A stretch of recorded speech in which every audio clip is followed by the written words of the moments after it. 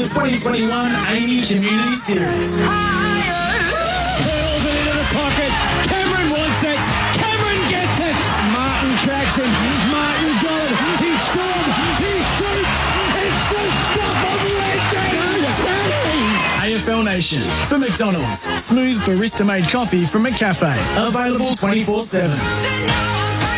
G'day everybody and welcome to the footy. And joining in the chorus, isn't it absolutely magnificent to be back here at Marvel Stadium? A couple of teams out on the green grass. The roof is shut, the rain is falling.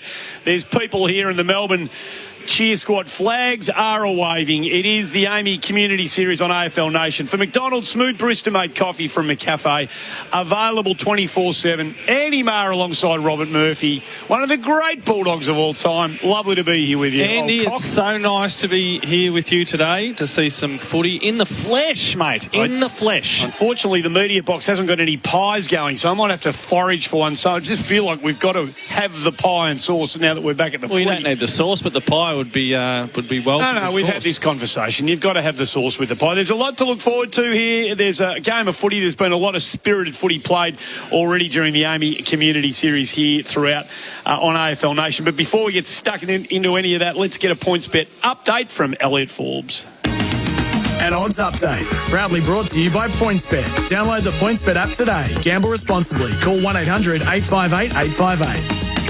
G'day punters, Elliot from PointsBet looking ahead to this one this afternoon. The Western Bulldogs versus the D's, and the Dogs, they are your favourites. $1.50 with us at PointsBet. The D's outsiders at $2.50. And if you came for a bet on the total match points here, the over very well supported with us at PointsBet as well. Currently pitched at $170.5 to $1.80 with us at PointsBet. The under all the way out at $2.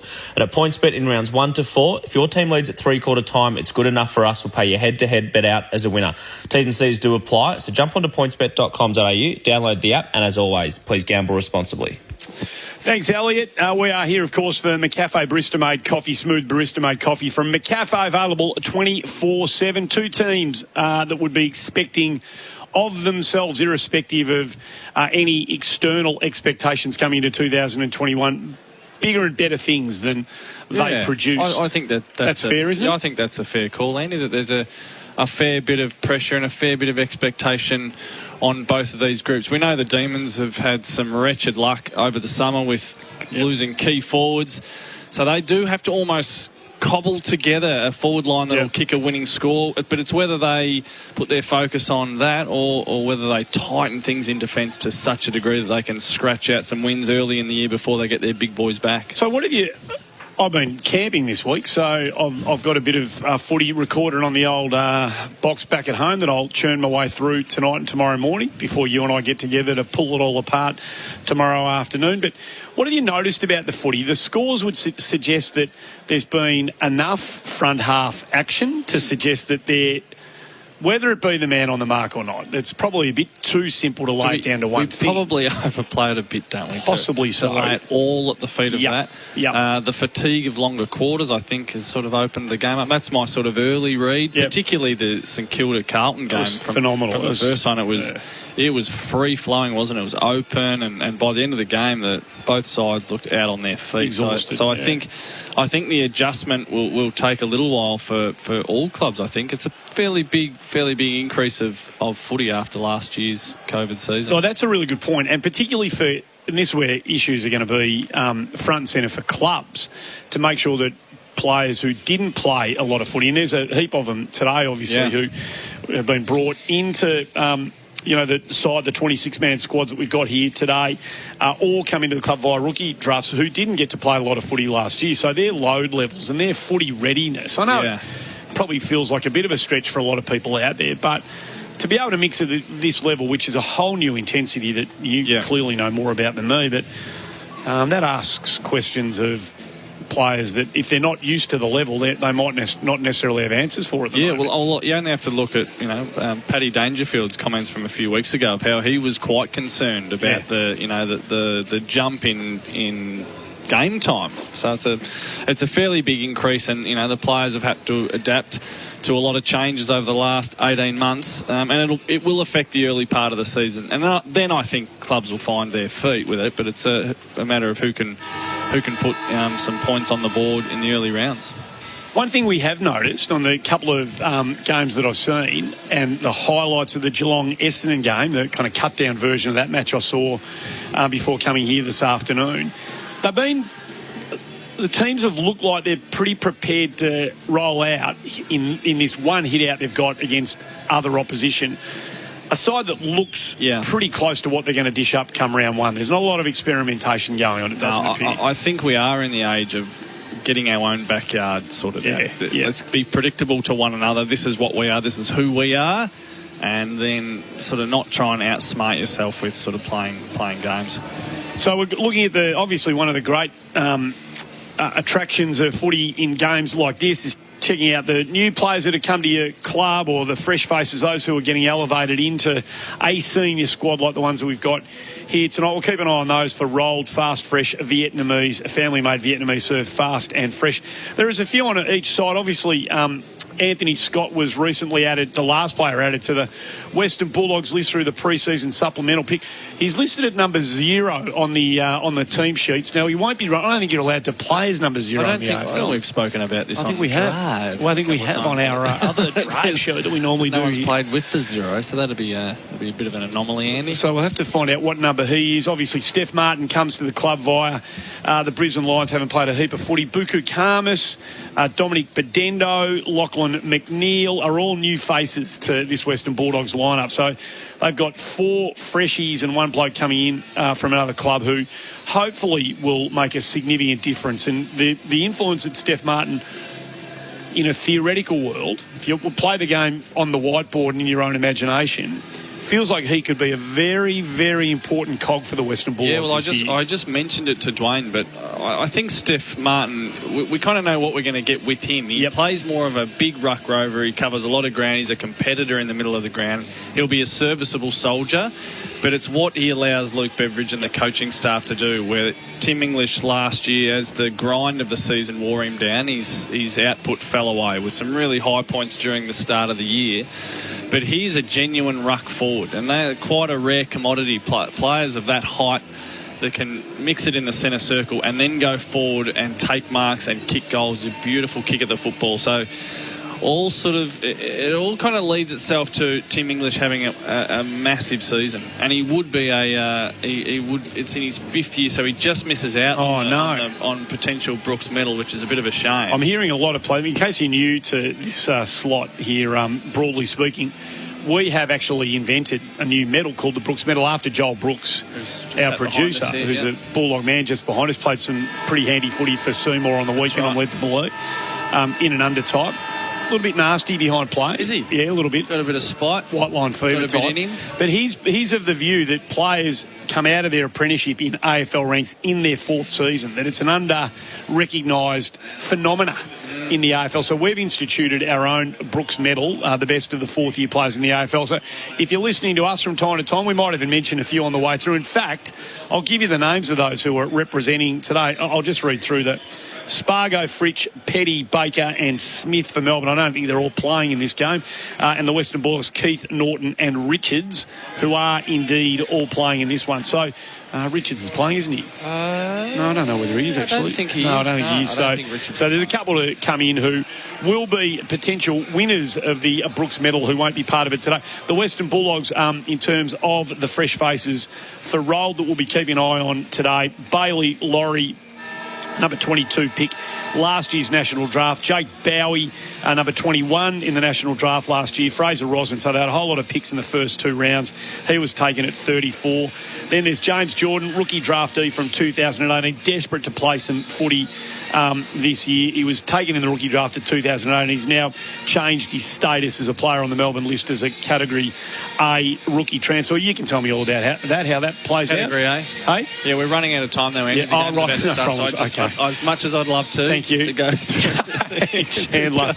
Anyways, on the list, and he's played today. Kay Chandler, 2019 rookie draftee, fractured his wrist, I think, late 2019, so he was rehabbing that for a lot of last year. He'd be desperate to get back. Has played 1 game at the level. And Austin Bradkey, of course, from famous Sporting Stock, was just decided to play some footy as opposed to basketball a couple of years ago. Made that decision. He's been in the system sort of spasmodically given what happened last year. he'll be keen to strut his stuff and show us what he's got with whatever game time he gets today. So players are making their way out to their respective parts of the ground. Steph Martin's going to start forward for the Western Bulldogs. West, Bruce, Vandermeer, Hunter are all heading down that way with Norton, who's, I can happily report, has really taken the shag to a whole new level. That is a lot of hair. It's a lot of hair, isn't it? Gee whiz, mane. That's thick at the back. There's a lot going on there. So Bonampelli's gone the other way. He's had the hair cut. He's in the middle of the ground, as you would expect. Gawn up against English. And the first free kick's going to go to Melbourne and James Harms, who back in the middle of the ground. Yeah, interesting to see that. Drives them inside forward 50, hands on the footy. McDonald over the back they go. The Western Bulldogs get the first crumb.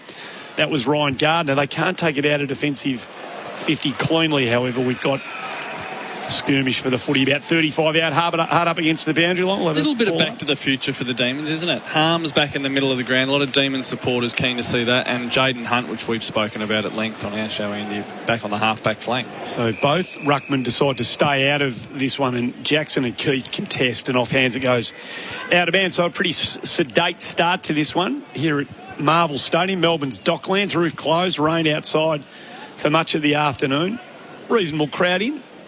Ball thrown in. Melbourne doing the early attacking. Jackson tried to farm it down to Jones, who was cruising past. The handball came out to Daniel, thumps it out of defensive 50. Chance now for Bruce, who comes up hard, hits the handball to West, gets it onto Smith. Now they're cruising. The handball was poor, cut off there by Hunt, one of your on the runway types. Gets it to Jones, linking up nicely. They go forward. Neil Bullen finds Petrarca. Great poise, wasn't it? Yeah, nice work. Neil Bullen had an option longer, decided to pull the kick inside. That was really clever and goes to Christian Petrarca, and why wouldn't you? He's one of the stars of last year. Catch their eye now, this bloke, wouldn't he? If you're a Melbourne player, you'd see him a lot more than you might have 2 years ago. It's one of those mysteries of football the more you perform, the more the ball sort of finds its way to you. So breakout season for him last year. He's elevated himself to one of the elite players in the competition from a slight angle kick from about 45. Drop punts on its way. Goal umpire just fashions his way across the face of goal, and it goes through for the first score on the board. So behind on the board. And you're to kick it in. Through his options. Not a lot of movement further afield, so he decides to take the grass, as they say. Drives it outside defensive 50 towards the big ruckman, and it's a nice mark from Norton, who stood up in front of Gawn. Sticky hands, doesn't he? A beautiful set of scratches. Lovely. I can't stop looking at his hair. Daniel, short. And that's where he goes again. Liberatore outer side of the ground, hard up on the boundary line. Slowed them up well, though, the Demons. Put the clamps on them, keeping them at one side of the ground. Liberatore goes long, centre wing half forward, big pack fly. May with the fist. McRae gets his hands on the footy as he usually does. Bailey Smith wrapped up. Gets boot to ball just in the nick of time.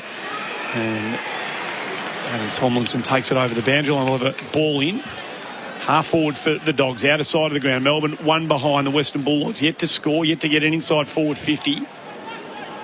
Martin gets through to Gawn nicely. Gawn on the ground, got the crumb, then flipped it out the back. Neil Bullen was there. Petrarca hunts the footy, so does Liberatore. Gets the handball on the up to Daniel, who's been busy early.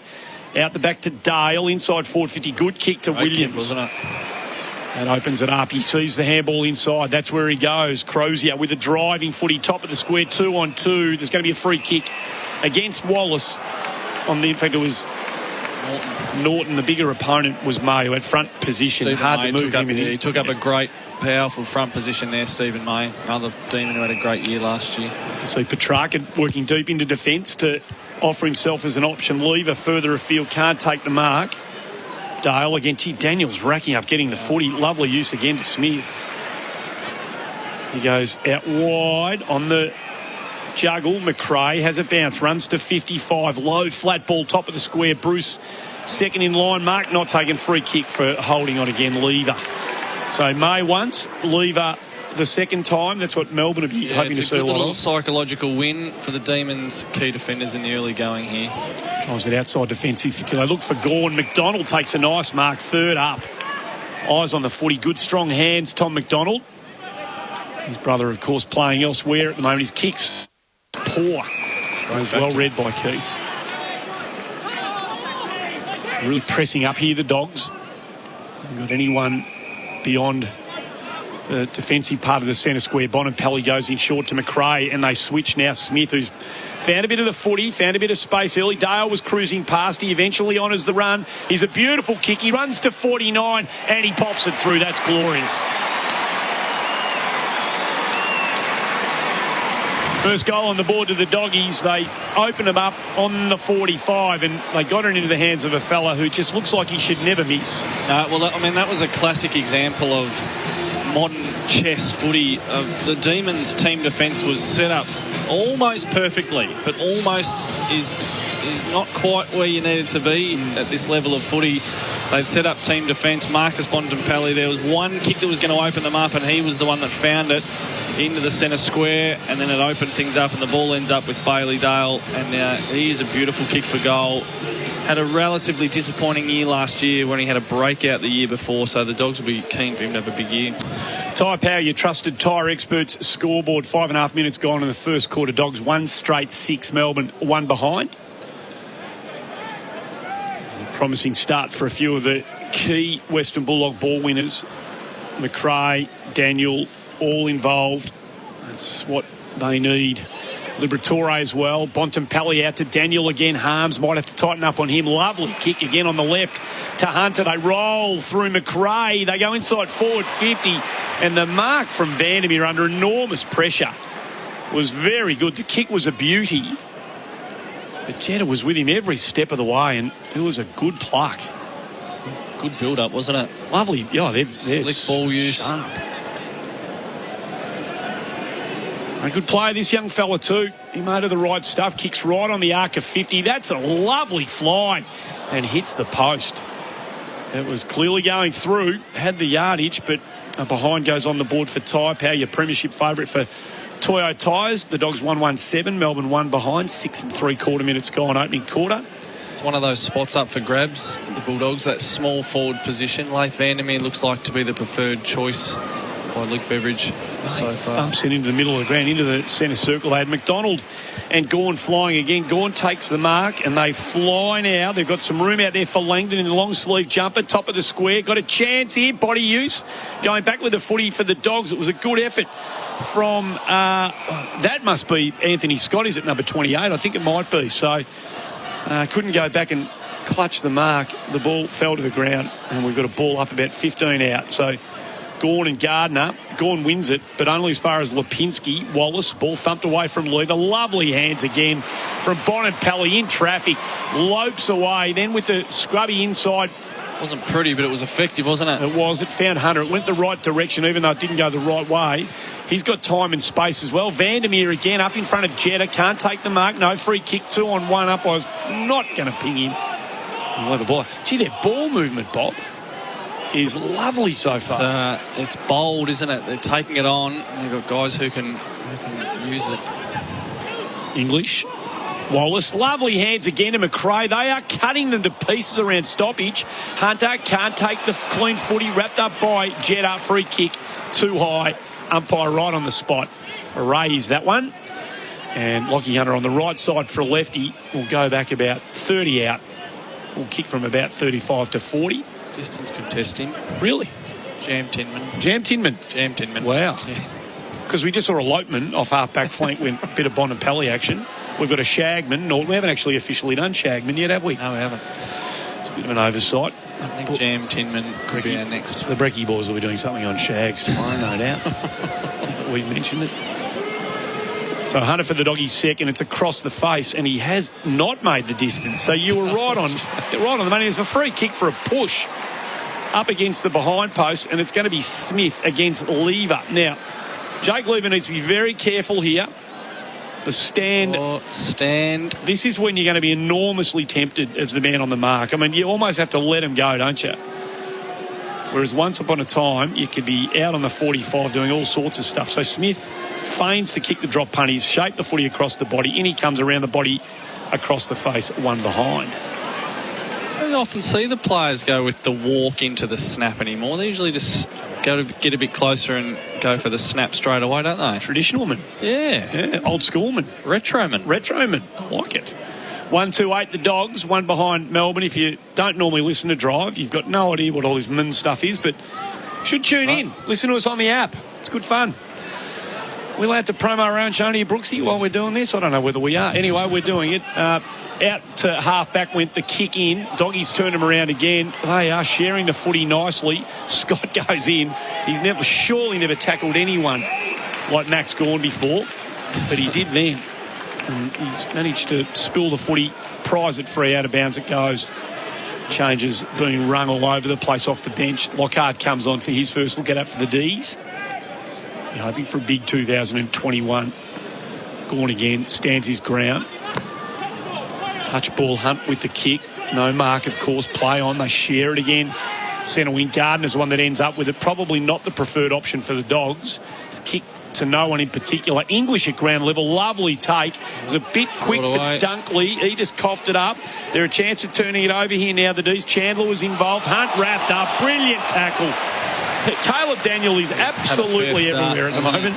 He's doing it all. Right foot, left foot, offence, defence.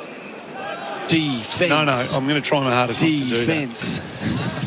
That's the worst thing he's done so far. The kick was terrible. May dropped the uncontested mark. Dunkley again missed with the handball, but it coughs up to Scott, who weaves his way through traffic, kept the footy out of harm's way nicely. Bonapelli back to Daniel. He goes up to, that's a lovely kick in the middle of air. And English has dropped an absolute soda. Max just gave him a little... Well, he should have too. Verbal. He should. You don't drop chest marks. No, that wasn't very good. For some reason, we've got the text machine here, and a lot of people saying you've got to have sauce on pie. So I'm glad to hear that. That's just silly. People are with me on this one. It's got gravy in it, which is a sauce in itself. Vandenberg. Picked up by Chandler. Lovely bit of byplay. Back to Vandenberg. Like to see him have a injury-free run. Keith and McDonald. McDonald started well. Couple of marks for Big Tom. He wheels around now. Goes inboard. Kick's got to be good. It could have been taken by Hunt. Down to ground now. It's a 50-50 ball. Dogs have got the numbers. Liberatore. Vandermeer runs straight into Jetta. Good tackle. Got the ball free. Out they go Langdon. Handball on the up to Jordan. One of the new faces for the D's. He hoists it high and lets Fritsch run onto it. Too far out to Petrarca deep. One-on-one with Keith. Score. He goes with a long driving ball. It was one of those good bad kickmen. Picked up on the run, on the fly. Was that Harms? I'm not sure who that was in the end who picked it up, but very clean hands. Sparrow was. Tommy Sparrow. Tommy Sparrow was. Lovely clean take. A Birdman. And he gets his first goal on the board, and Melbourne's first on the board. 1-1-7 the D's, 1-2-8 the Western Bulldogs. 12 and a half minutes gone. All of that on the Tyre Power scoreboard. Your trusted tyre experts. Classic opportunist goal there. Just fell into his hands, and he's kicked a torpedo of sorts. Extraordinary. Extraordinary stuff. So, good reward for effort. It was a dangerous kick into centre half back by McDonald, and it almost turned over for the Western Bulldogs. They had some good numbers there, but Melbourne's pressure when it's needed to be on around that half forward area has been pretty good. Yeah, it's been pretty willing. So a point the diff. Early stages of this one at Docklands. Back in the middle we go. Martin gets the better of Gawn. Dunkley fights hard. Martin kicks it off the ground up towards half forward. Langdon goes back with the foot. He steps out of traffic. Gives it to Hunt. Those two will be doing a lot of work together, you'd imagine. Gawn drifts forward, takes the mark, plays on straight away. Wheels and goes. Gets it to Jones. Jones, low ball into the pocket of Fritsch. Nice leap. Lovely ball movement by the D's. And Fritsch marks about 37-38 out. On the boundary line. On the right side for a left footer, Andy. Well, he's your lovely good bad kickman, this bloke. He looks like he's a beautiful kick of the footy. Unfortunately, they don't always come off for Bailey. Do you think he's one of those sort of good bad kickmen that would prefer it from here than from straight in front? Absolutely no doubt about that. So you know the answer on to that theory, chances will go straight through. Yep. Divial kick. He sets it on its way. It's across the face and through for another behind. So scores level here into the opening quarter for Tyre Power. Your premiership favourite for Toyota Tyres. We're here for McCafe Barista Made Coffee. It's 1-2 apiece. Nearly 15 minutes gone in the opening quarter. His kick there almost sort of proves that our scientific theory of good, bad kickmen needs a bit of work. You can explain that at quarter time as the Dogs through Gardner take the footy out to Smith on the outer side of the ground. I'm trying to get the names of these players right, Bob. That's you're asking me to contemplate. You work on the names, I'll get them. Existential theory about good, bad kickmen, and I can't do those two things at once. Down to ground level, Lockie McNeil wrapped up as soon as he got his hands on the footy. Welcome to the game at this level, young fella. He feel better about having a touch of the leather, however. From the restart, Smith, Vandenberg puts him under pressure. Dunkley on all fours, fights hard for the footy. The umpire could ping him here. No. Fortunately, right at the very end, it was a Melbourne player, Petrarca, who had his hands on the footy. So, outer side of the ground, another ball up. Not necessarily the free-flowing, high-scoring stuff we've seen from one or two other games so far. Been played largely between the arcs, and Bonampelli with another quick indirect kick from the stoppage finds its way to the boundary line. We'll have another ball up. 1-2-8 apiece. 15 and a bit minutes gone. Opening quarter. The Cafe Barista Made Coffee. Bring you the Amy Community Series here on AFL Nation. Lovely take from Lipinski. Worked his way in and out of the traffic nicely. But Melbourne have got the numbers deep in defence. They're a chance of getting out here, the D's. Baker goes back. And they've got numbers. Vandenberg again. Handballs. They're moving nicely. Short ball finds its way. And the mark is taken by James Jordan. Nice bit of byplay. Trent Rivers, who showed some really good signs last year, involved in a couple of occasions in that chain of play. Big fist from Keith. Taken straight away in the tackle was the Bulldog ground level player. And that's, again, poor old Lachlan McNeil, who's had his hands on it twice and been crunched immediately both times. Back to half forward. Gawn has a tap, then gets his own crumb, wrapped up by a couple again. It's not coming out. Centre wing position. After a frantic start, it's kind of found its water level now. Be interesting to see the Demons' ball use, particularly in the forward half. Mark Williams, of course, part of their squad now, coaching squad. Been doing a lot of work on their kicking and poise. Martin interfered with in the ruck contest, gave it to Liberatore, who had to fetch it at ground level. His kick was off balance and under pressure as a result of that. Great take. Here he is, Jordan. Chance. He's been hammered a couple of times, runs in towards goal and misses, but good on the young fella. He's had his hands on the footy a couple of times, and that was nice speed. Got some pace. He has. 1-3-9. He'll be glad to hear that. First game at the level. He's already been pegged as a Wisman. 1-3-9, 1-2-8. Dogs in front by a point. Wing position. Kick out comes. Lipinski gets it to Dale on the up. To Dunkley. Back to Dale. Off the side of the boot. Finds his way towards half forward. Lever. And Rivers up against Bruce. He's called a block here. So Rivers not eyes on the footy. I wonder if that'll be something that they'll be a bit red. They'll be hotter on. I was going to say red or hot on. Red hotter on. Red hotter or neither makes any sense at all, but just hotter on this year. That the intention of the third man in the marking contest. Bruce just puts it up to the top of the square. Chance. Lipinski misses near side. He's finding the footy though. Paddy Lipinski. Got some talent, Paddy Lipinski.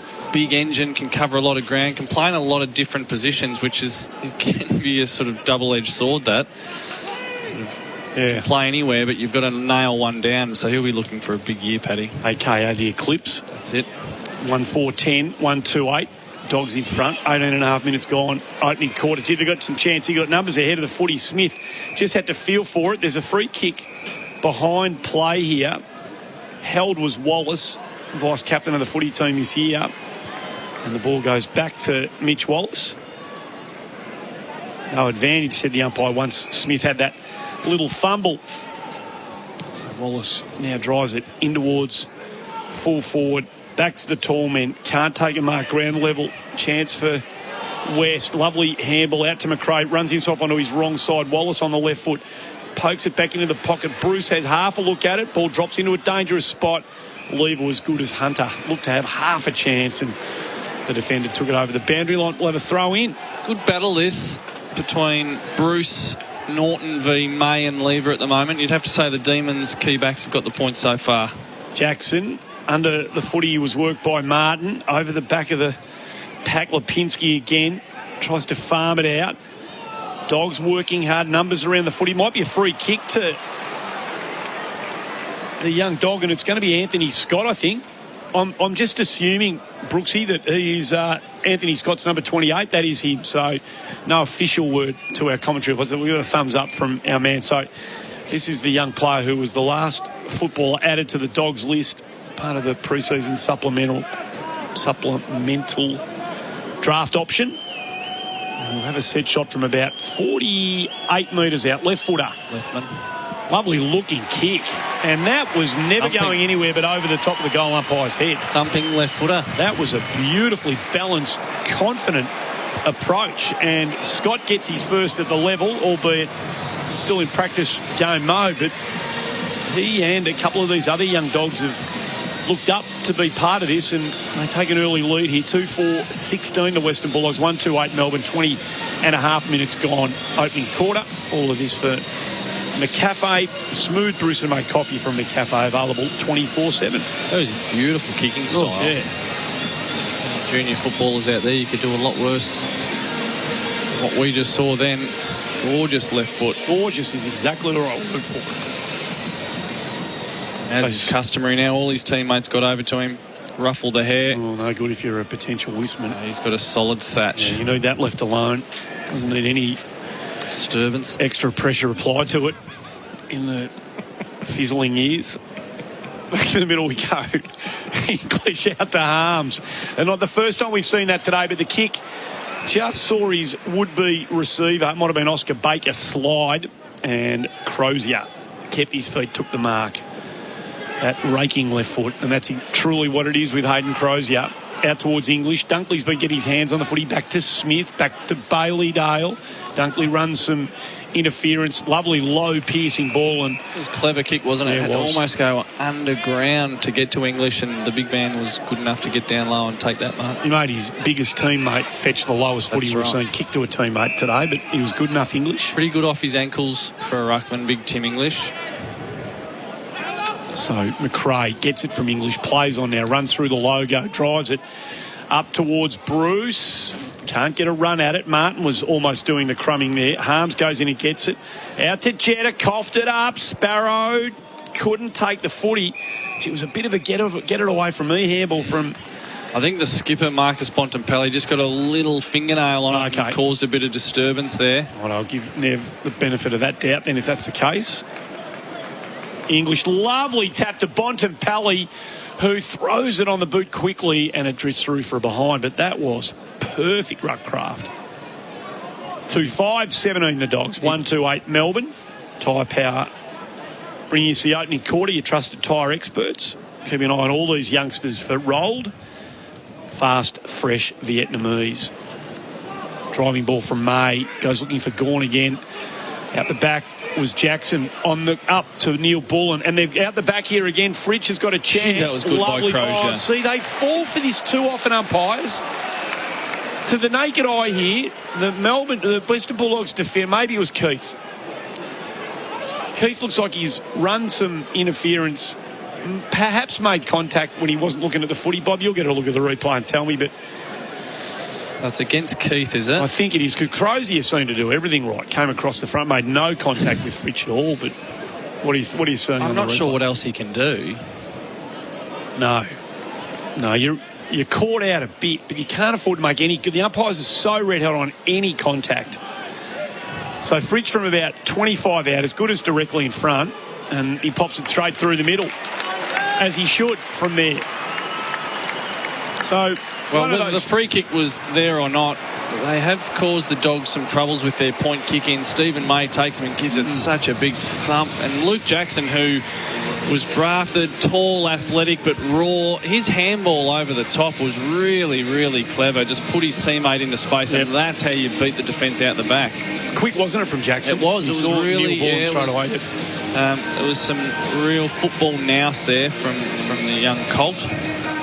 So you've got to give those young Longman, you've got to give them a couple of years, don't you? And he was, he's obviously his time in the AFL's been an unusual one at the moment, given what we all went through last year. Yeah. So he'll be finding his feet, but obviously an incredibly gifted athlete, elite junior basketball. Steep learning curve, though, isn't it? Yeah. Because you'd love for him to be sort of sheltered, beneath Ben Brown and Sam Wiedemann. So they're removed. Yeah. So all of a sudden, a lot of responsibility goes on his shoulders. But he's had a good start today. Good point. Gawn again.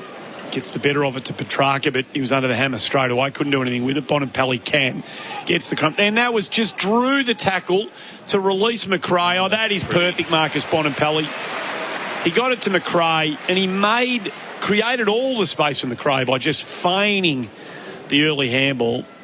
Drew a couple, and he finds Martin 30 out directly in front. When they play their best footy, the Bulldogs, it's the handballs in chaos that sets them up so well, and they have looked pretty sharp in the early going today. And Jack McRae, the left footer, he does have the ability to hook that one around his body and caught everyone off guard there for the Demons. So Martin from 47 at his new club gives it a right, hits the post. So a couple of posters in the first quarter for the Dogs.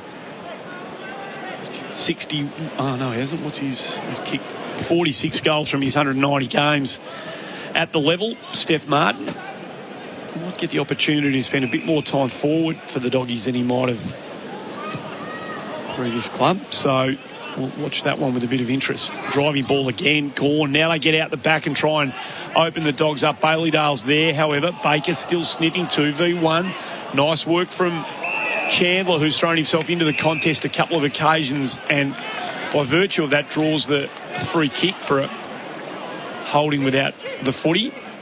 See something short. Jones in between wing and half forward. A lot of players folding back now. Jackson deep. Cuts him That's board. where That's he goes. where he's gone, Robert. Jackson flies. Can't take the mark. He looked like a chance. Lipinski getting back. Bonampelli getting back to all help out, which is exactly what you want from your mids. And a clear defensive 50 just, and ball stops there. We'll have a ball up about 55 out.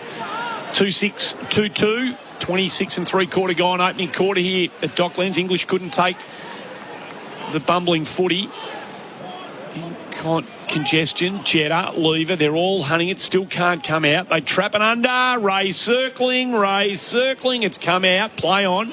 Gave him a chance. Looked like he wanted to call holding the ball. Dale drives it out towards Norton. Hasn't been able to get his hands on too many. He's up against one of the great spoilers in Stephen May Lockhart. Wellman. Dispossessed. Fights at ground level. Gets it to Lever. Accidental torp. Big fist from Martin on Gawn. At ground level, ball refuses to go out of bounds. McRae finds it again. Liberatore farms it all the way back to Daniels. He's got to be Gardner, I should say it was. Had to be clean and clever. He was. Got it to McRae. Gawn goes back with the one hand, almost tried to tap it rather than mark. Now they're a chance to get out here. The intended handball was for Hunter, not Wallace from Bonampelli. He goes forward, takes the mark, and then he's caught holding. What was he playing on there?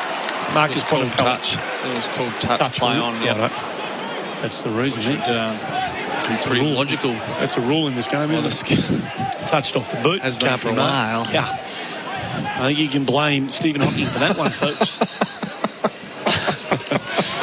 Fans again. And it goes out of bounds.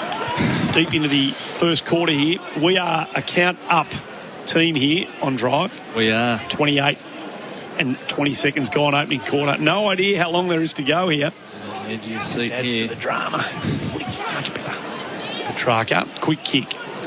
Only as far as the man who's been going quite nicely. Scott weaves his way through some traffic. Through butter there. 2-on-2, but the two Melbourne better boys of them down there. Lever and particularly May have got the better of the two Bulldog key forwards at the moment. Norton and Bruce, who in the early going last year, they haven't been able to quite find their chemistry. A lot of Bulldog supporters keen to see their progress this year. And the kick goes out of bounds on the full from May as he looked for Oscar Baker. We hear from a cafe barista made coffee wonder whether they'll change it up soon rather than just keep going the long ball. Looks like Hunter's going to continue to go the long ball. He does, but he doesn't give English any hope at all. That was a poor kick. And he remonstrated with himself then, Lockie Hunter. He knew he'd done the wrong thing. Lever drives it out of defensive. Again, look for Gawn. That's what they do. Class, and that's what Maxi does. Takes a beautiful one-hander. Just pokes it into space. Jackson, good strong hands. Up in front of Gardner. That's a strong mark. Just looks... Backs his athleticism, doesn't he, Jackson? He does get a long way under the foot. He clunked that one, but he has jumped under a few today, but that was a really good mark. And there you go. The drama comes to an end at 29-38.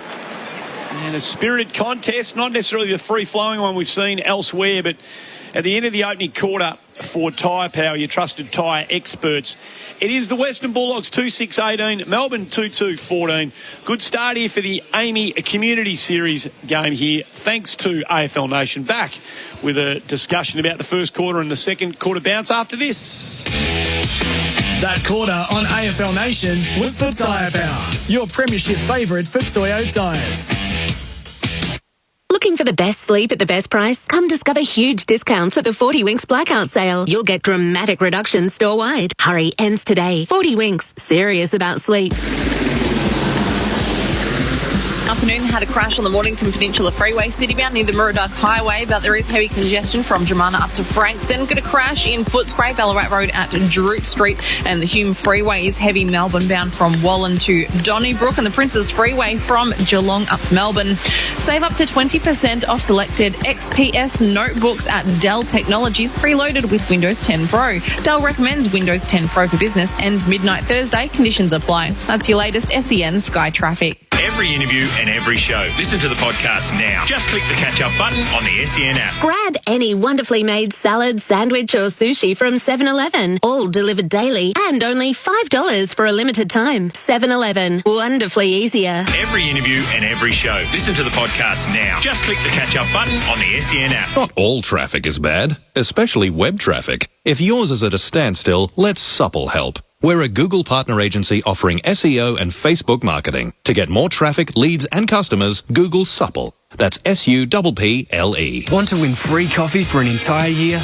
That's a lot of lattes. Just order a McCafe coffee on the My Macca's app for your chance to win. There are 25 winners every day. But hurry, limited time only. Ends 23/03/21. Visit mcdonalds.com.au/coffeecomp for full terms. When the job needs doing, that's Ace. When you need it fast, that's Ace. When it's Ace Gutters, it's built to last. As a roofing plumber working on an estate, I can't afford to be sitting around waiting for gutters, fascias and downpipes to be delivered. That's why I've always used Ace Gutters. If I order a stocked item by 5 a.m. that morning, I know I'll get it the same day. When it's Ace Gutters, it's built to last. Call 9586 4888 or log on to acegutters.com.au. This is Ben Reid.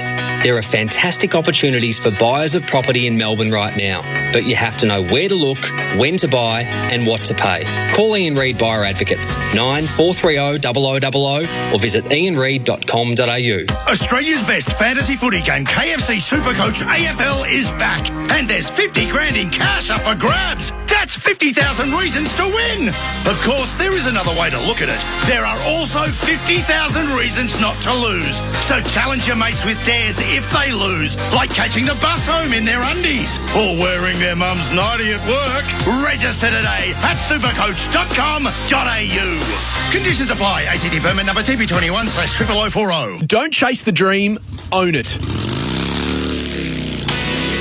The 2021 Harley-Davidson motorcycles have arrived at Harley Heaven. From the all-new Street Bob 114 to the Milwaukee 8 touring models, Harley Heaven has them all. There's no better time than now to own that Harley-Davidson you've always wanted. Book a test right now at Harley Heaven, Melbourne's home of Harley-Davidson, Melbourne, Dandenong and Ringwood. Find out more at harleyheaven.com.au. It's Gordon Tallis here. Do you need access to your working capital? Then speak with us at Apricity Finance today. Apricity Finance provides a flexible invoice finance facility that grows with your business. There are no lengthy contracts or hidden fees. And what's best, we can pay up to 95% of approved invoices on the spot. Apricity Finance is made for business that works with big business. If you're working on a big contract, call us on 1300 APRI CITY or visit apricityfinance.com and turn your workflow into cash flow. Here's a friendly reminder from SEN and Bendix Brakes. School zone hours are now in effect. Put your foot down with confidence in school zones with Bendix Brakes, the market-leading brake pads to match your driving style. Learn more at bendix.com.au. You're listening to AFL Nation for McDonald's. Smooth barista-made coffee from McCafe. Available 24/7. Found a bit of space early. Dale was cruising past. He eventually honours the run. He's a beautiful kick. He runs to 49 and he pops it through. That's glorious. First goal on the board to the Doggies. They open them up on the 45. That was a classic example of modern chess footy. Draka deep one-on-one with Keith. Score. He goes with a long driving ball. It was one of those good bad kickmen. Picked up on the run, on the fly. Was that Harms? I'm not sure who that was in the end who picked it up, but very clean hands. Sparrow was. Tommy Sparrow. Tommy Sparrow was. A birdman. And he gets his first goal on the board. Generally, highlights are better when you identify the goal kicker. That was our best stuff. Straight away. It wasn't Harms, it was Sparrow. Goal kickers at quarter time. Dale and Scott, one apiece for the Western Bulldogs. And we're looking at these fresh faces for rolled, fast, fresh Vietnamese. Anthony Scott, lovely finish he supplied for the Western Bulldogs. Sparrow and Fritsch, the goal kickers for the Western Bulldogs at quarter time here. It's 2-6-18 for Melbourne, I should say. 2-6-18 the Western Bulldogs, 2-2-14. Melbourne, of course, Amy Community Series here on AFL Nation. What are your thoughts, Robert Murphy, on that first quarter? Well, it's been a bit of midfield dominance from the Bulldogs. They've dominated possession. What were you telling me before, Andy? 103 possessions to 58. To 58, which is a bit of a smacking in there. The highest possession winners for the D's are Stephen May, of course, who's playing at fullback, and Max Gawn has got 5 and he's in the ruck. So that's one of the hallmarks of the Bulldogs. When they're playing their best footy, they win it in the middle and they flick it around, and eventually they just dominate so much of the play that the score will then follow. So on that framework, it's not a great sign early for the Demons, although they're hanging in there on the scoreboard. Yep. But they have won the ascendancy in their back line. You know, Stephen May already mentioned, but Jake Lever as well. So that the Bulldog key forwards haven't been able to have much influence at all. But if the Demons can't halt this midfield possession dominance, then I expect the scoreboard to sort of shift in the Bulldogs' way. So we'll wonder whether they can find something from those two key forwards, because at the moment you mentioned Lever and May. For all that ball ownership that the Dogs have had, they've been thwarted, haven't they? Because they've been driving, systematically long to those two, and they. Yeah, they have, and there's been a couple of free kicks given away by the Bulldog key forwards, and you can almost see them running into each other, and that would be of great frustration to Luke Beveridge and the coaching staff, because you would imagine they've put a fair bit of work into that over the summer. So we'll see if they can adjust after quarter time. Second quarter for Tyre Power, your premiership favourite for Toyo Tyres. We're underway. Harms again, he's back in the middle, but can't win the footy. And he's wrapped up, free kick given away. McRae again drives it forward, but over the head of Norton, who came on the lead and not in sync with the midfield at all. May takes the mark, turnover, big chance. Norton runs onto loose foot, he dives forward. Nice second effort there from James Jordan. And then unfortunately, with Norton sort of lunging into him, he gave away the free kick. As good as he's been, Stephen May, just a couple of sloppy disposals, one out on the full in the first quarter, and that one just slightly missed the target and puts the team under enormous pressure and lets Aaron Norton off the hook. Now he gets a shot to get himself and his mojo going. And his mane. There'll be a lot of hair, isn't it? Oh, it'd be terrible on a wet day. I mean, he wouldn't be able to jump. He'd be weighed down by his hair. So from 47, very easy strike. In fact, very casual. Doesn't make the distance, and Max is down there. It appeared to be, but I mean, it appeared to be a bit lackadaisical. But anyway, that's clearly what he does. Relaxed and stress-free, and I guess at training he probably puts them through three-quarter post height. So ground level, Liberatore, Harms running with him. They might be sort of running against one another. McDonald picked it up and then just dropped it when he was besieged, but the umpire says, I'll give you the benefit, Tom, and we'll have a ball up about 15 out directly in front of the Dogs' goal. Heap of footballers around this Cod Gorn flips it out the back. Chance for West. Taken by the leg. No, it was Rivers. West fights on. Tries to get a kick to the footy. Always easy to ping a free kick here for a defender. No, said the umpire. I'll have another ball up. So they maul it about 15 metres further away from goal here, Melbourne. We're still inside forward 50 for the Dogs. Second quarter. Gorn almost gathers the footy and drops it down to someone. Harms in traffic. Got to be good here to Dees May. Again, the handball had too much on it. Chance of the Dogs again. Lipinski sees something he likes in the corridor. Gorn goes back doing it all, Maxie, at the moment. Manages to get a hand in before it got to Josh Bruce. We're back where we were a couple of minutes ago. We'll have another ball up. 20 out directly in front. Dogs doing all the early attacking. English Gorn. Gorn goes backwards. Dunkley had half a look at it. McRae at ground level. Over the top of him goes Langdon. The umpire says, I'll have another ball up. This is where the pressure starts to build, doesn't it? Particularly on the Demons' defence. If you just can't get it out, I think eventually the damn wall breaks here. Umpire's always keen to pay something here to free it up. Liberatore, half a slip tackle. He says the umpire will have another ball up. Keep a count on this. That's stoppage number 4, I reckon think. It's maybe 5. Could be 5. Yep. Still deep into attack for the Dogs. English flies. Gorn gets the thump. Liberatore tried to hammer it out of the congestions. They get it out of defensive 50 quickly. They're going to come back though. Crozier, good stuff. Neil Ball and put him under pressure. All then off the side of the boot. The kick's going nowhere and it's picked up by McNeil. Fearless. Sloppyman goes into the forward pocket. Chance, snap, right to the line. It hits the post again. You wouldn't want to find yourself in that list, would you? No, you would not. Dunkley. For various reasons. Oh, yeah, no. Raises all sorts of doubts about his behaviours and personal hygiene, all sorts of stuff. Anyway, Dunkley with the third poster. First score of the second quarter, 2-7-19, 2-2-14. Rivers to himself. Runs the distance as they do, thumps it into the middle of the ground. Gardner with a big thumping ball. Bonapelli catch that. Gets the crumb, hoists it very high, ground level. Melbourne had the numbers, they didn't have the footy. Jetta doesn't let it get behind him. Now they pick it up and wrestle for it, about 4 of them. And that's not coming out. Jaden Hunt was the one that had hands on footy predominantly. Another ball up. Gorn, Petrarca, that's clean work. Rivers, the handball's asking a bit of Vandenberg. Lovely little touch kick to Spargo. Touch. Really nice touch. He just pops it in front and he just waited for it up on it. He did. It was James Jordan who just let the footy come to him a bit. Gave the Doggy defenders a chance, Bob. That's frustrating. That's junior footy stuff. Run through the ball. Don't sort of wait for it just to arrive to you. Should have just allowed the defender to come in and make an impact. Should have marked the footy 2 metres clear of anyone, shouldn't he, if he had kept going with the velocity. Sparrow, lovely stuff. Hands. Petrarca, Jordan. Jones out the back now, got to use it nicely. Drops it in front of Neil Bullen, who's been busy. He marks, sees something in the pocket he likes, and he goes that way. And it's Spargo who marks about 4 metres in from the boundary line. Wrong side for a right footer. That build-up will please Demons supporters, though.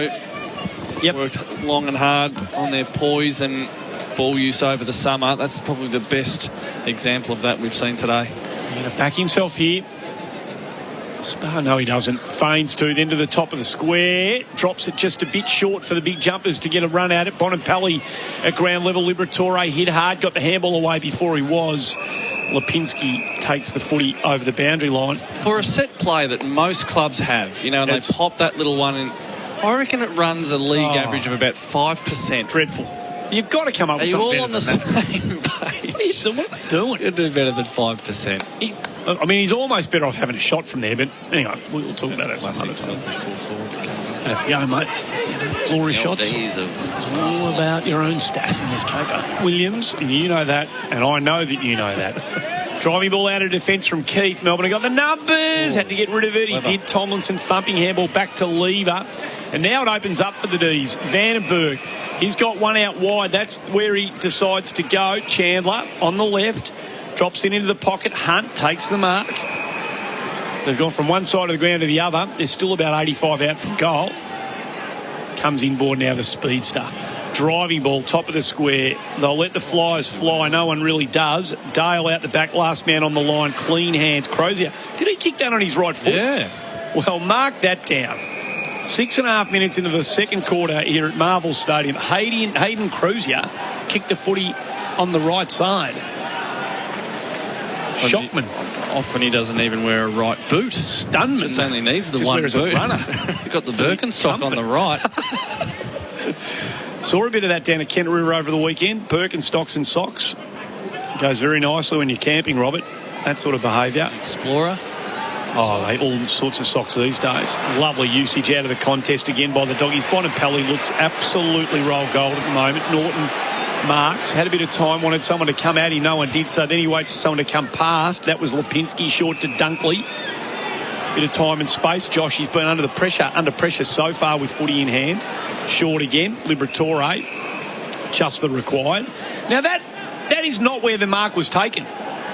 Well, Luke Jackson is not angle there, and now he's stuck to the spot. But it didn't help. No, Ray didn't put him on the spot where the mark. Anyway, well, I like the idea of Ray calling Ray also, just as an aside. Short ball into the pocket, and English takes the mark. Whether Norton was just foiling anyone who wanted to come at him from behind, or whether he was legit in his attempt to get to the footy, he certainly did nicely. Kept Lever off the big ruckman.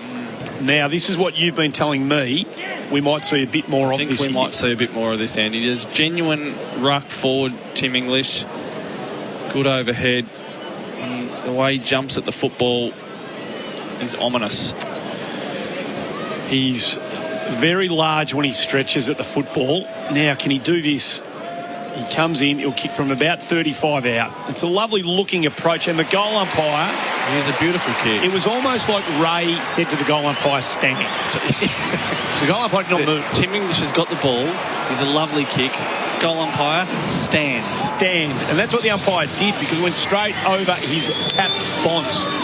3-7-25, the Western Bulldogs, 2-2-14 Melbourne. With 8 3/4 minutes into the second quarter. It's been an arm wrestle so far. The Dogs have probably had the better of it, threatened more than the other mob, and they get the first goal on the board. They lead by 11. It's pretty poor by the Demons' defence there. I mean, that was a kick to a lead for Aaron Norton. Aaron Norton had got off his opponent, and it was a good jump at the footy. Tim English has just dropped in and almost intercept marked, all on his own. So I'm not sure who his opponent was at the time, but on a slow play build-up, that's a little bit of a concern for the Demons. Second quarter for Tyre Power, your trusted tyre experts. We're here at Docklands for McCafe barista-made coffee. Enjoying one right now. And these young players for rolled, fast, fresh Vietnamese, a couple of them have been in the middle of this one. The Dogs go forward again. Dunkley drives it up. Wallace Norton hits it at ground level, gets it to Hunter on the right side for a left. He could have thought about rolling and having a ping. Bonapelli into the square. It was 2v2 ground level. Baker's got to be clean. He is. Finds his way onto his right boot. It was a poor kick. Daniel hits it hard. They're a chance again. Lipinski farms it out to McRae on his left. Back into the top of the square they go. Big fly. Melbourne have got numbers out the back. Langdon's going to lead the race for the footy, then just hacks it off the ground. Don't see that done very often at this level anymore. Scott was the first one there, but it was a chaotic ball off the boot of Langdon. Hard to handle, off hands, out of bounds, just shy of the interchange bench, ever so slightly the Doggies attacking side. 3-7-25, 2-2-14, more than 10 minutes gone in the second quarter. Jackson over the top. Neither ruckman really got a decisive hand to it. Neil Bullen's been busy. Petrarca wrapped up. Jackson, nice take. At ground level, Jones has got to be clever and clean. He was wrapped up. Neil Bullen again on the up to Harms. He had two. He sort of missed them both. It ends up with Petrarca, who was the first. He's wrapped up. Back to Harms, inside forward 50. Pins the ears back and tries to drag it from right to left, but just through for a behind. It's amazing how the first fumble creates the second one, and all of a sudden you lose all sort of poise, don't you? That's what the Demons have battled with a little bit in the first half today. 3-7-25, the Western Bulldogs, 2-3-15, Melbourne. Tyre Power, your trusted tyre expert. Razor sharp. It's just Martin standing still on his own, and Jackson was 5 metres off him, inviting the short ball from Daniel. Wee man's good enough to hit that target 9 times out of 10. Norton up in front, can't take the mark. May interfered, said the umpire, with that. He's just starting to work Stephen May over in this second quarter, Norton. He's getting up the ground, he's mobile, and Stephen May just looks like he's flailing just a little bit. Still doesn't quite know what the free kick was for, Stephen May. Dale, he's been good. That kick wasn't Lever. That was poor. Advantage by it. He comes inboard now and he's got one wide open. That's the kick. And that's Jordan in the middle of the ground. Gives it to Langan, who slips over. Gone. Wrapped up. Ball comes out. Dunkley, they've got numbers on the turnover here. Daniel, they are well and truly Bruce out is here. But Dendo, first look at him, goes to half forward. Bruce marks on the 5 and the 0. Wanted to wheel and go, but just didn't see anything. Now he does. Low driving ball into a 2-on-1. That's not the best kick in the world, unfortunately, from Josh Bruce. Didn't really give anyone a chance. It was another bit of a panic kick from Jetta on the way out, however. Bonampelli goes back into the hot spot. Off hands play on Jones. Claimed it was never going to be his mark. Jordan Harms. Harms wrapped up. Got to get rid of it. He does. Umpire says play on. Wallace finds it. Gets it back to McRae. Goes back to the half-forward flank. Where waiting again was Bonampelli. Now he's best, Bob. Yeah, he can kick this. Yeah.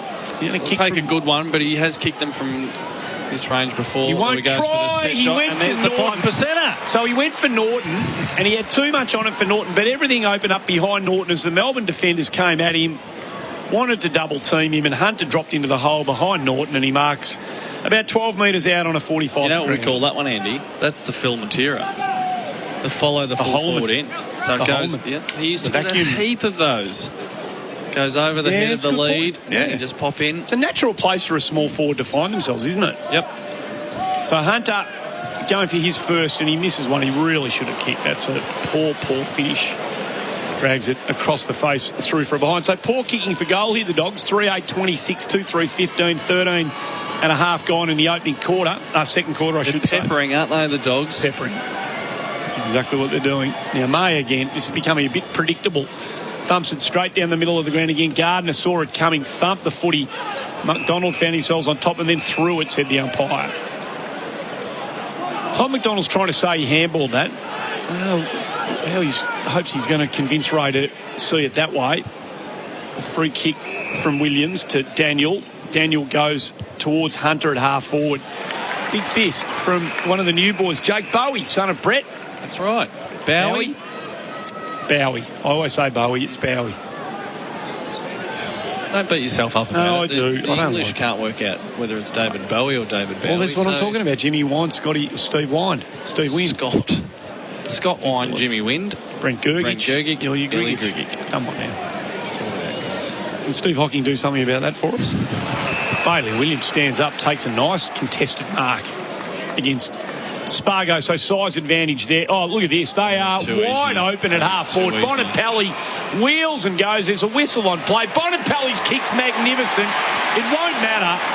Gee, that's poor defensive work from Melbourne. I don't know what they were thinking or what they were doing.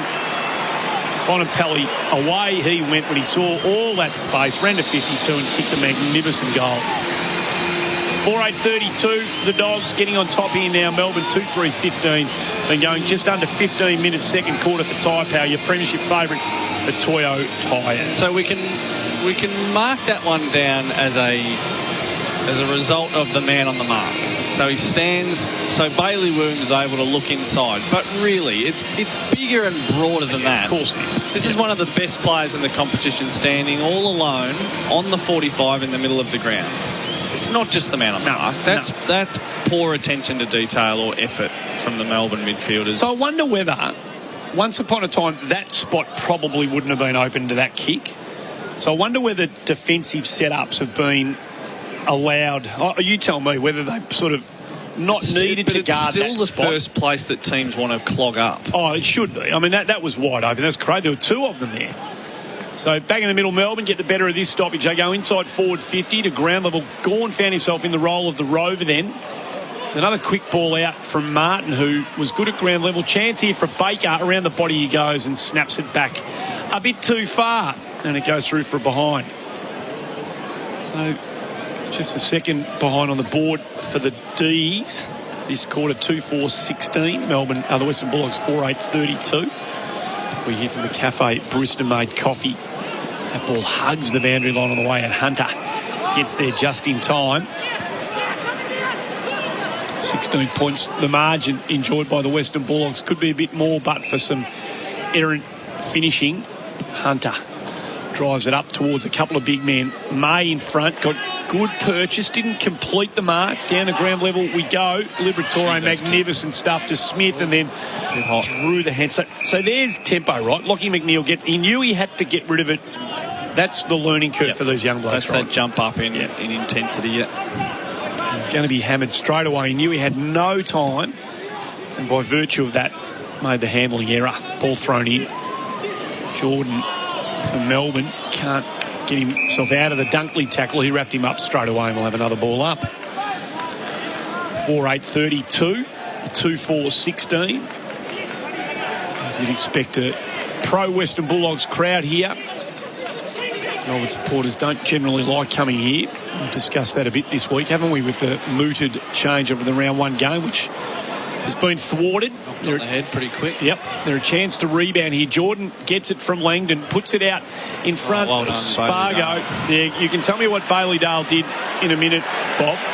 Spargo appealing for the footy then, before the ball went out of bounds. And the umpire, he won't have made a moral call on this, but Spargo should have gone and hunted that footy. Stay in the game. Stay in the game, mate. Yeah. He turned the ball still in play and he wanted deliberate. That's, I reckon one of the coaches might have a word to... It was great play by Bailey Dale, though, wasn't it? Came off his opponent to put pressure on Spargo and gets a stop. Langdon, the quick kick out of congestion up towards centre-half forward. Crozier, third man up, big fly, ground level. Neil Bullen wrapped up straight away. Good tackle, not coming out, ball up. Springman, Crozier. Oh, yeah, we've seen him launch, haven't we? Get real high. English, he gets pretty high as well. Tries to do the double-handed flip out the back. Couldn't find anyone. Lipinski's done some nice work in traffic today. Gathers the footy, streams out of congestion, but the kick didn't give Bruce a good look at it. Tomlinson sits in front of him and takes the mark. Josh Bruce so far, Bob? No, he struggled in the early going, Andy. Oh, the kick to May. He got up staggers and tripped over a sprinkler valve. Lucky enough to get up and take the mark. Velvman. To Jordan for rolled. Family-made Vietnamese, served fresh and fast. We love our Vietnamese, don't we, Andy? Oh, mate, give me a banh mi. A chili pork banh mi any day of the week. From grilled. I beg your pardon, from rolled. Oh, gee whiz. Sorry, rolled.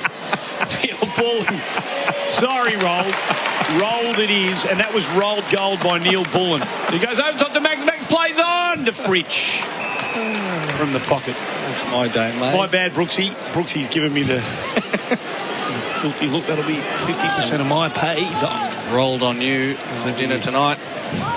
Into a board meeting tomorrow with the good people from Rolled. Still apologise on behalf. So Fritsch has already kicked one. No multiple goal kicker yet. Gorn would have been on a tightish angle. Laid it off to Fritsch, who's 15 metres further out, but from directly in front. Very, very deliberate approach and a lovely finish. So Fritsch gets the answer and the D's stay well and truly in touch. 4-8-32 the Western Bulldogs, 3-4-22 Melbourne, 20 minutes gone. Second quarter, good to see a fresh face involved in all of that for rolled. Family-made Vietnamese, served fast and fresh. He's been a bit of a shining light, Bailey Fritsch. That's his second goal of the afternoon. Melbourne supporters got high hopes for this young left footer. Has shown some really good signs in the early part of his career. And you can just see there Max Gawn going forward. Just unsettles the Bulldogs defenders a little bit. And he's unselfish enough to find Fritsch. And he was never going to miss from there, a classy forward. So Bailey Fritsch, a contender for the Brooks Medal, inaugural Brooks Medal. Putting his name in lights today. Oh, word. With the man himself just sitting over our back shoulder, Joel Brooks. Finally, he's been wanting a medal named after him himself for a long time, and he's finally got it. Petrarca to Jones as Melbourne stream out of the middle of the ground. Quick ball in towards a full forward. Can't take it. Neil Bullen gets a goal he thoroughly deserves. Been one of Melbourne's better players so far, Alex Neil Bullen. And got the crumb. They were on the back foot the whole way then, Melbourne. They were put under pressure by that Nathan Jones long ball in. I thought it was the wrong call by Jones. He had a lot of grass in front of him and he decided just to bang it in, but it might have been the right call in the end. The Bulldogs defenders looked a little bit rattled. Just having a look at the replay now. Like there was a pretty ordinary fumble. Oh yeah, really poor fumble there by Bailey Dale. He'd love to have that moment back again. Just flinched at the critical moment. Was waiting for the tackle to arrive, and the ball bumbled out of his hands, and that is as easy as you like goal. It's a gift. He has worked pretty hard, Alex Neil-Bullen, so far. Back in the middle we go, Jones. He can't break away from that congestion. Ball spilt free. Dogs have got a chance. Lipinski, in fact, it was Liberatore in the middle of all of that. They thump it forward through Bonampelli, inside forward 50. Lever wrapped up. Good tackle, Wallace. Umpire says no prior. And you made a genuine attempt. So we'll have a ball up about 49 out from the Western Bulldogs goal. 4-8, plays 4-4. 22 and a half minutes gone. Second quarter. Neil-Bullen again drives the footy out of the congestion. Keith went up, couldn't get purchased, got the spoiler. There could have been a high tackle against Bailey Dale, and it was. And it's Spargo. Charlie Spargo with a free kick. Sees something out wide he likes. It's Langdon. Long Sleeveman. Plays on. Drives it into the top of the square. Who can fly for Melbourne? No one at ground level. Williams has got his hands on it for the dog. He's got to get rid of it. He does. Hunter run to support. Then he just hacks it only as far as Hunt out to Jetta. Jetta 55 out from goal. Pops it into the pocket. Three Melbourne players on their own. And Oscar Baker, one of those. Come to life, the Demons. They've lifted their pressure, and all of a sudden it's the Dogs who are on the back foot. Good known for a racehorse, Oscar Baker. Oscar Baker down the outside. Oh, yeah.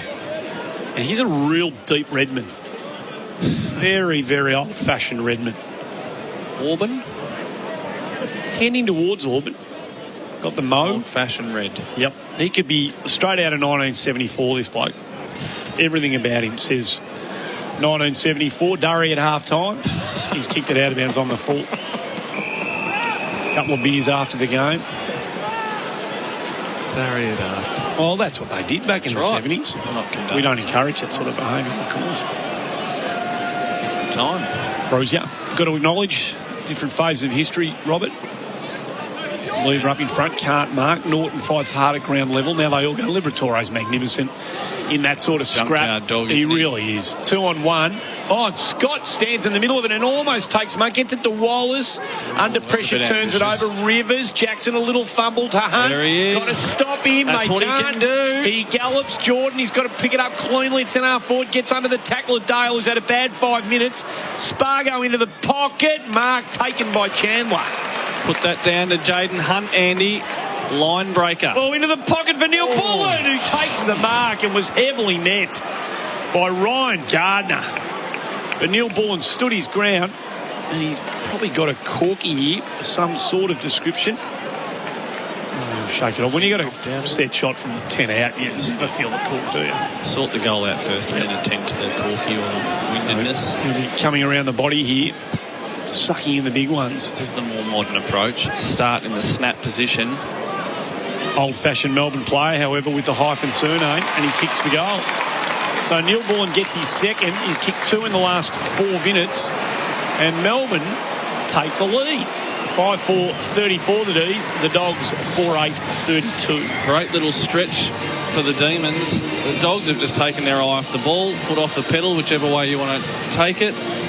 And the Demons have pounced. And again, twice, the best that Melbourne have looked today is when Luke Jackson has found himself with the ball in the middle of the ground, and with a creative little flick over the top handball has opened things up. This time it was the handball to Jaden Hunt, and he sliced through the Bulldogs with his customary dashing run, the signature of many a halfback flanker, and it did sort of unsettle the Bulldogs.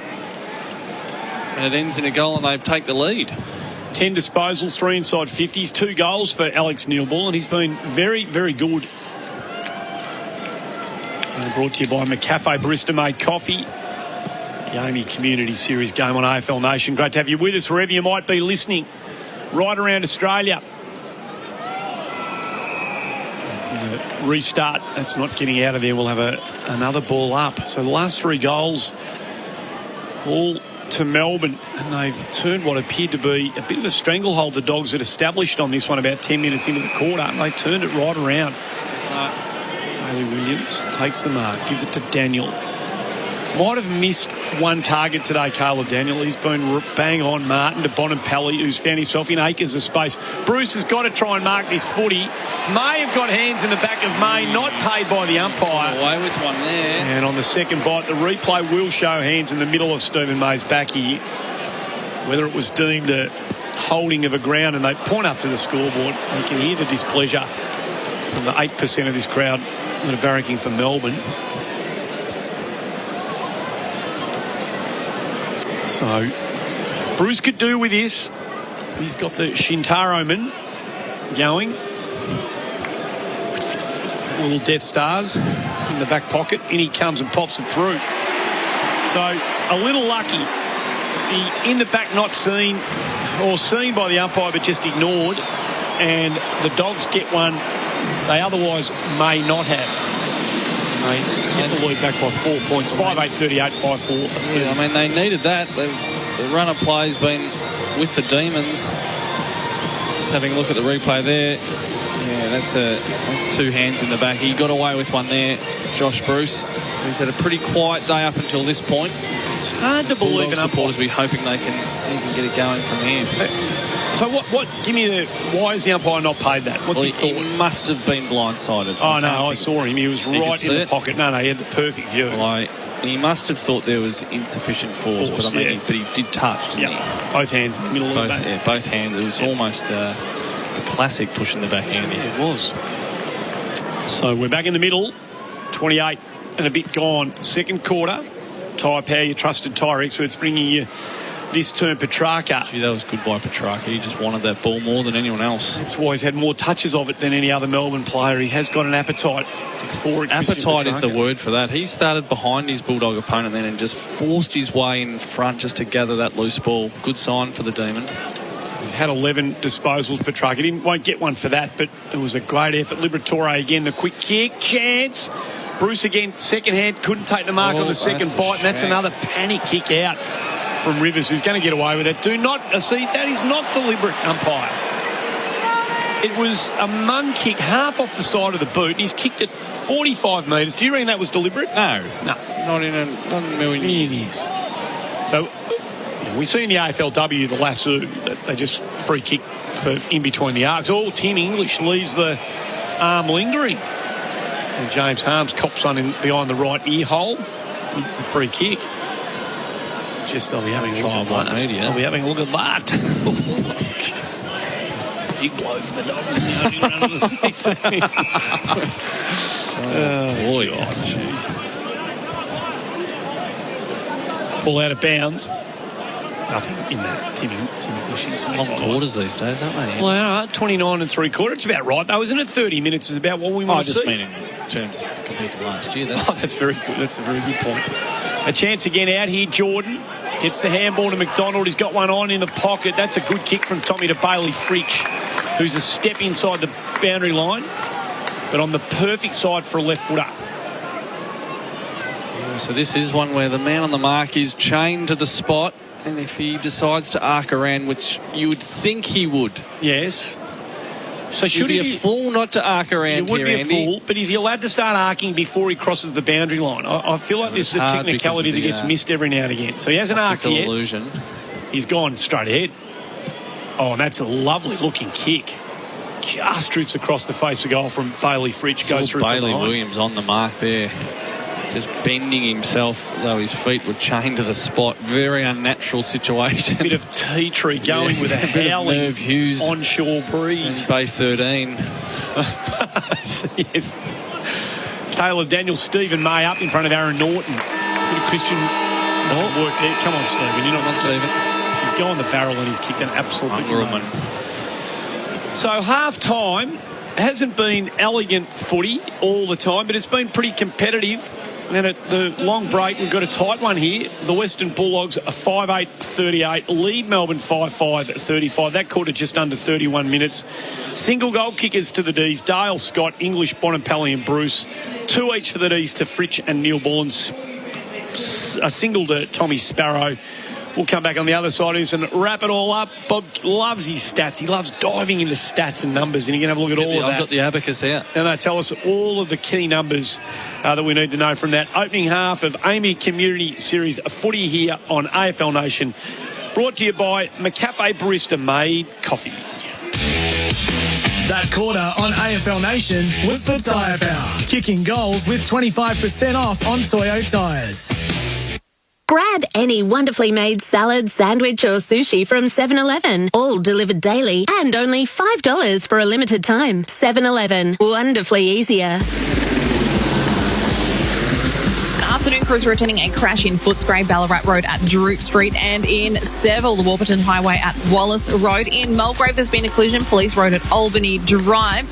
And we've got heavy congestion on the Hume Freeway, Melbourne bound from Wallen to Donnybrook. Also on the South Gippsland Highway and Bass Highway, leaving Phillip Island. NAB's 2-year fixed rate home loan is their lowest advertised fixed rate ever. Search NAB Home Loans for more. T's and C's, fees and charges, eligibility and lending criteria apply. Offer may vary or end. That's the latest SEN Sky Traffic. Every interview and every show. Listen to the podcast now. Just click the catch-up button on the SEN app. Visit DFO Essendon, Moorabbin, South Wharf and now Uni Hill for the DFO Big Brand Sale. It finishes today. Find your nearest DFO at dfo.com.au. Every interview and every show. Listen to the podcast now. Just click the catch-up button on the SEN app. Not all traffic is bad, especially web traffic. If yours is at a standstill, let Supple help. We're a Google partner agency offering SEO and Facebook marketing. To get more traffic, leads and customers, Google Supple. That's SUPPLE. Soldiers means no one left behind at the table. Soldiers means feeling fresh with rice paper rolls from Rolled Vietnamese.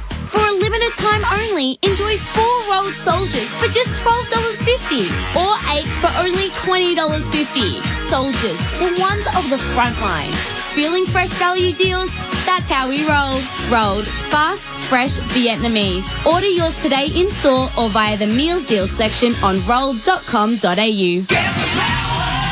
Tyre Power have topped the customer satisfaction table again.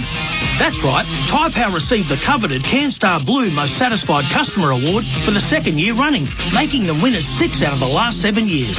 We're proud and thankful to know that you voted for Tyre Power to receive 5-star reviews in every category of customer satisfaction. So when you need new tyres, go to the undisputed leaders in the field, Tyre Power.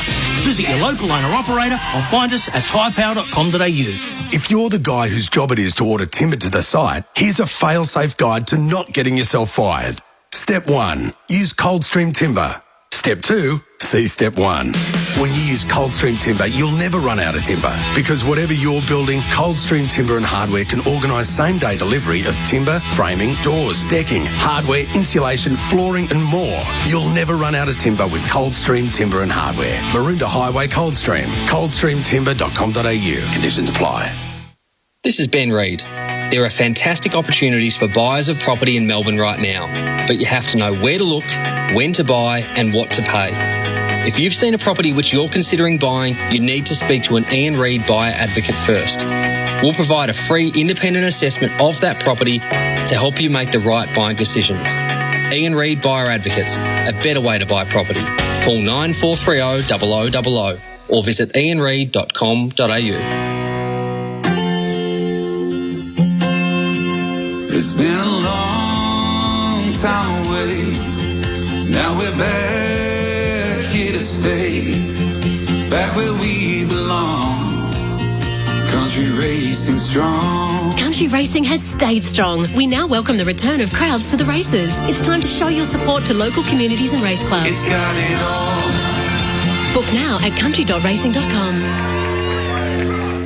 At Underworks, we're experts in socks. We test our all-day socks so they don't dig in, so there's no irritation or ugly red marks. Test Underworks all-day socks for yourself. We're number one down under for socks. You're listening to AFL Nation for McDonald's. Smooth barista-made coffee from McCafe. Available 24/7. To the pocket. And English takes the mark, whether Norton was just foiling anyone who wanted to come at him from behind or whether he was legit in his attempt to get to the footy. He certainly did nicely, kept Lever off, comes in, he'll kick from about 35 out. It's a lovely looking approach, and the goal umpire... He's a beautiful kid. It was almost like Ray said to the goal umpire, stand, and that's what the umpire did because it went straight over his capped bonce. Bailey Williams stands up, takes a nice contested mark. Spargo, so size advantage there. Oh, look at this. They are wide open at half forward. Bontempelli wheels and goes. There's a whistle on play. Bontempelli's kick's magnificent. It won't matter. Gee, that's poor defensive work from Melbourne. I know what they were thinking or what they were doing. Bontempelli, away he went when he saw all that space, ran to 52 and kicked a magnificent goal. Petrarca to Jones as Melbourne stream out of the middle of the ground. Quick ball in towards the full forward. Can't take it. Neil-Bullen gets a goal he thoroughly deserves. Been one of Melbourne's better players so far, Alex Neil-Bullen. Half-time, 5:38. The Western Bulldogs 5:35. Welcome back to Amy Community Series on AFL Nation for McDonald's. Smooth barista-made coffee from McCafe. Available 24/7. The half-time floor show thanks to Choices Flooring. The Choices Flooring Halftime Floor Show. The Choices Flooring What's Your Lifestyle sale is on now. Halftime score, of course, for Tyre Power, your premiership favourite for Toyo Tyres, Andy Marr and Bob Murphy, normally doing Drive on SEN. Great to be all around Australia for AFL Nation. Isn't it? However, today... See a bit of live footy in the flesh. Send it on the old text machine. Just if you're listening to the call from somewhere we wouldn't normally go at this time of the day, just let us know. Just send through where you're listening to and what your name is, and we'll give you a bit of a shout-out. Absolutely. So, Cocko from Port Hedland, that sort of stuff we want to know. I like it. Yeah, just give us your name and where you are, and we just in case... I'll just throw it into the call. Yeah, we'll haphazardly mention them at half-time for Choices Flooring. There's bound to be a Choices Flooring outlet not too far from you if you need to get some flooring done. Like I might need to very, very soon. A little bit of... I knew this was building somewhere. Gentle renovation. It seemed like happy to pay. Crowbarring it in a little. Happy to pay. Just not full toed odds. Top. Yes. Maybe not absolute premium. Maybe get the premium product for a tradesman's rate. Yeah, I get something like that if you wouldn't mind. You know where I'm going. I see where you go. Well, you're the master. You and that missus of yours. Can she find a way of getting some cheap gear into the household? Whack it on the old Instagram account and away we go. Unfounded, I believe. That's extraordinary stuff. Feel the wrath. What do you make of this one? 3 points to diff at half time. What it looked like the doggies had this right in the palm of their hand halfway through that second quarter. Halfway through the second quarter, it looked like one more and the Dogs might just sort of run away in a bit of a canter. They had total dominance. They had midfielders streaming through with the ball. They didn't have key forwards who were marking the ball, which probably kept the Demons at bay. And then all of a sudden, against the flow of play, the Demons kicked a couple, and then by the end of that second quarter, they looked to be the ones that were in control. So it's hard to get a clear line on this game so far, but the possession dominance that the Dogs had in the first quarter, which is, we've talked about, is a signature of them at their best, well, that was reversed in the second quarter. So the Demons bridged that gap significantly. So at halftime, the Dogs have had 178 disposals. The Demons pegged it back. They've had 140. So there's still a gap there, but at quarter time, that had looked like it could have been a blowout. Mick in Singapore, there you go. They're coming in, listening while mowing Optus Stadium in Perth, says Brendan. He's mowing Optus Stadium in Perth. Brendan, you superstar. Nixie's up on the Gold Coast. Mark's he's on Kyneton Golf Course. Oh, nice. Up and down some hills there. Hopefully the rain stayed away from you, Mark. Maybe I'm getting Kyneton. No, I'm getting Kyneton mixed up with Wood End. Not sure I played at Kyneton before. Good town, the Kyneton Tigers. Lovely town. Redpath territory. Some nice antique type, second-hand type stuff through that little range. A few lefties out there. A couple, not as many as you'd like to see. Look at them all flying through now. Happy to do the flooring for you, says Damo in Lakes Entrance. Long drive, I'll look after you, Damo. This has all worked out the way you wanted it. I'm at home chopping up an old fence, says Tony. Loving the call, boys, from Ridgie, living on Wiruna Island in South Australia. Go the Crows. Well, they got a nice touch up yesterday, didn't they? Oh, yeah. Might be a long year for the Crows, but Ridgie. Port Adelaide, they were impressive. See a Lear, Andy? No, I haven't seen any of that game yet. 9 inches. He's one of your men. He's on the runway, ready to go. Macca's moment of the first half for McDonald's. McCafe barista-made coffee. Have you got one for people actually listening? Pudge is in Kiama. I'm a bit too distracted for this. Farmer Phil drilling seed in Timboon. Listening to the under-17 grand final in Port Fairy. says Maddie. Port Fairy. Go the Panthers. Beautiful town, West Port Fairy. Oh, magnificent place. That's where I... well, I've been on the Great Ocean Road. Busted for buying the underage beer. Remember that? That's right. That's a good story, that. Well, I've been on the... Does the Great Ocean Road end and start... Well, depending on which way you're coming from. We have in his chat, does it start or end in Warrnambool? I think it does. I couldn't say. I should know that. Look at all these blokes. This is great. I'm mowing the lawns in Corio. Daz is on the 15th at Keesey. Magnificent. Never looked better, Keesey. So, anyway, Macca's moment in the first half. I think the Bailey Williams kick inboard and Marcus Bontempelli spun and kicked it from outside 50. That was a pretty special moment. Pretty nice, wasn't it? Yeah. Best players for both sides so far. What have you got? Well, I think Stephen May he's had a couple of moments that he'd like to take back, just a bit clumsy, a bit untidy with the ball, but I think he's been a pretty pivotal player for the Demons and held that defence together, and he's put a lot of pressure on Aaron Norton and Josh Bruce. So he's had a significant day. Marcus Bontempelli, we mentioned, he's up to 19 disposals. Christian Petrarca got himself into the game, and Caleb Daniel has almost been blemish-free with his 17 touches. He's been absolutely magnificent. Fresh faces rolled. Family-made Vietnamese served fast and fresh.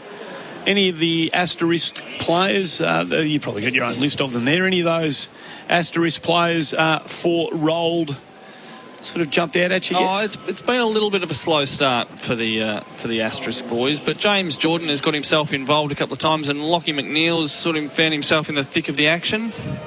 Yeah, a couple of them. I'm fascinated, not that I'm not fascinated by you. I didn't realise how we're all over the joint. On the excavator digging footings in Bustleton, says Neil. Top dressing the lawn in Launceston, says Chris. Up here in Lane Cove, says Mark. Justin's up on Airlie Beach walking the dogs. Oh, that sounds all right. We're all over the joint. Yeah, we are. It's exciting, isn't it? It is. How long do we have to just keep going? Brooksy's mucking around. I don't know what he's doing. Keep sending him through, folks. It's really nice to know that we're here having fun and watching a game of footy. Good to be at a ground where you've got little leaguers out there at half-time and about 15,000 people. Well, maybe not 15,000 people in the joint, but there's enough in the joint to make it feel like a day at the footy. So keep sending through. Tell us where you are, where you're listening to it from, and we'll give you a little bit of a shout-out. That was the halftime floor show. Thanks to Choices Flooring at the long break. It is the Western Bulldogs by 3 points, 5-8-38. Melbourne 5-5-35. You're listening to AFL Nation for McDonald's. Smooth barista-made coffee from McCafe. Available 24/7. Save up to 20% off selected XPS notebooks at Dell Technologies. Preloaded with Windows 10 Pro. Dell recommends Windows 10 Pro for business. Ends midnight Thursday. Conditions apply. Afternoon crews are attending a crash in Footscray, Ballarat Road at Droop Street, and in Seville, the Warburton Highway at Wallace Road. In Mulgrave, there's been a collision, Police Road at Albany Drive, and we've got heavy congestion on the Hume Freeway, Melbourne bound from Wallen to Donnybrook, also on the South Gippsland Highway and Bass Highway, leaving Phillip Island. NAB's 2-year fixed rate home loan is their lowest advertised fixed rate ever. Search NAB Home Loans for more. T's and C's, fees and charges, eligibility and lending criteria apply. Offer may vary or end. That's the latest SEN Sky Traffic. Every interview and every show. Listen to the podcast now. Just click the catch-up button on the SEN app. Looking for the best sleep at the best price? Come discover huge discounts at the 40 Winks Blackout Sale. You'll get dramatic reductions store-wide. Hurry, ends today. 40 Winks, serious about sleep. Every interview and every show. Listen to the podcast now. Just click the catch-up button on the SEN app. Not all traffic is bad, especially web traffic. If yours is at a standstill, let Supple help. We're a Google partner agency offering SEO and Facebook marketing. To get more traffic, leads and customers, Google Supple. That's SUPPLE. Want to win free coffee for an entire year? That's a lot of lattes. Just order a McCafe coffee on the My Macca's app for your chance to win. There are 25 winners every day. But hurry, limited time only. Ends 23/03/21. Visit mcdonalds.com.au/coffeecomp for full terms. The All-Star Mile is back Saturday, March 13. It's a race like no other because you choose the horses. So be trackside at the Valley on race day to cheer your All-Star horse on. Don't miss your race and your win. The All-Star Mile, Saturday, March 13 at the Valley. Tickets are on sale now. Book online today at thevalley.com.au. thevalley.com.au. Hungry Jacks NBL 21. Expect superstars. Expect fierce rivalries. And expect non-stop entertainment. Take the shoot, the three! Don't miss this big NBL Cup doubleheader at John Cain Arena this Wednesday. The best bit, all GA tickets at $10 plus booking fee. Watch the New Zealand Breakers battle the Cairns Taipans, while Southeast Melbourne Phoenix clash with cross-city rivals Melbourne United in Throwdown 6. The NBL Cup. Buy $10 GA tickets now at nblcup.com.au. It's hot work up there on the roof. You want to get it done and get down fast. Roofing and Sheet Metal Centre supplying all your roofing needs. No need to shop around. All made with Aussie Colorbond steel. rscentre.com.au. This is Ben Reid.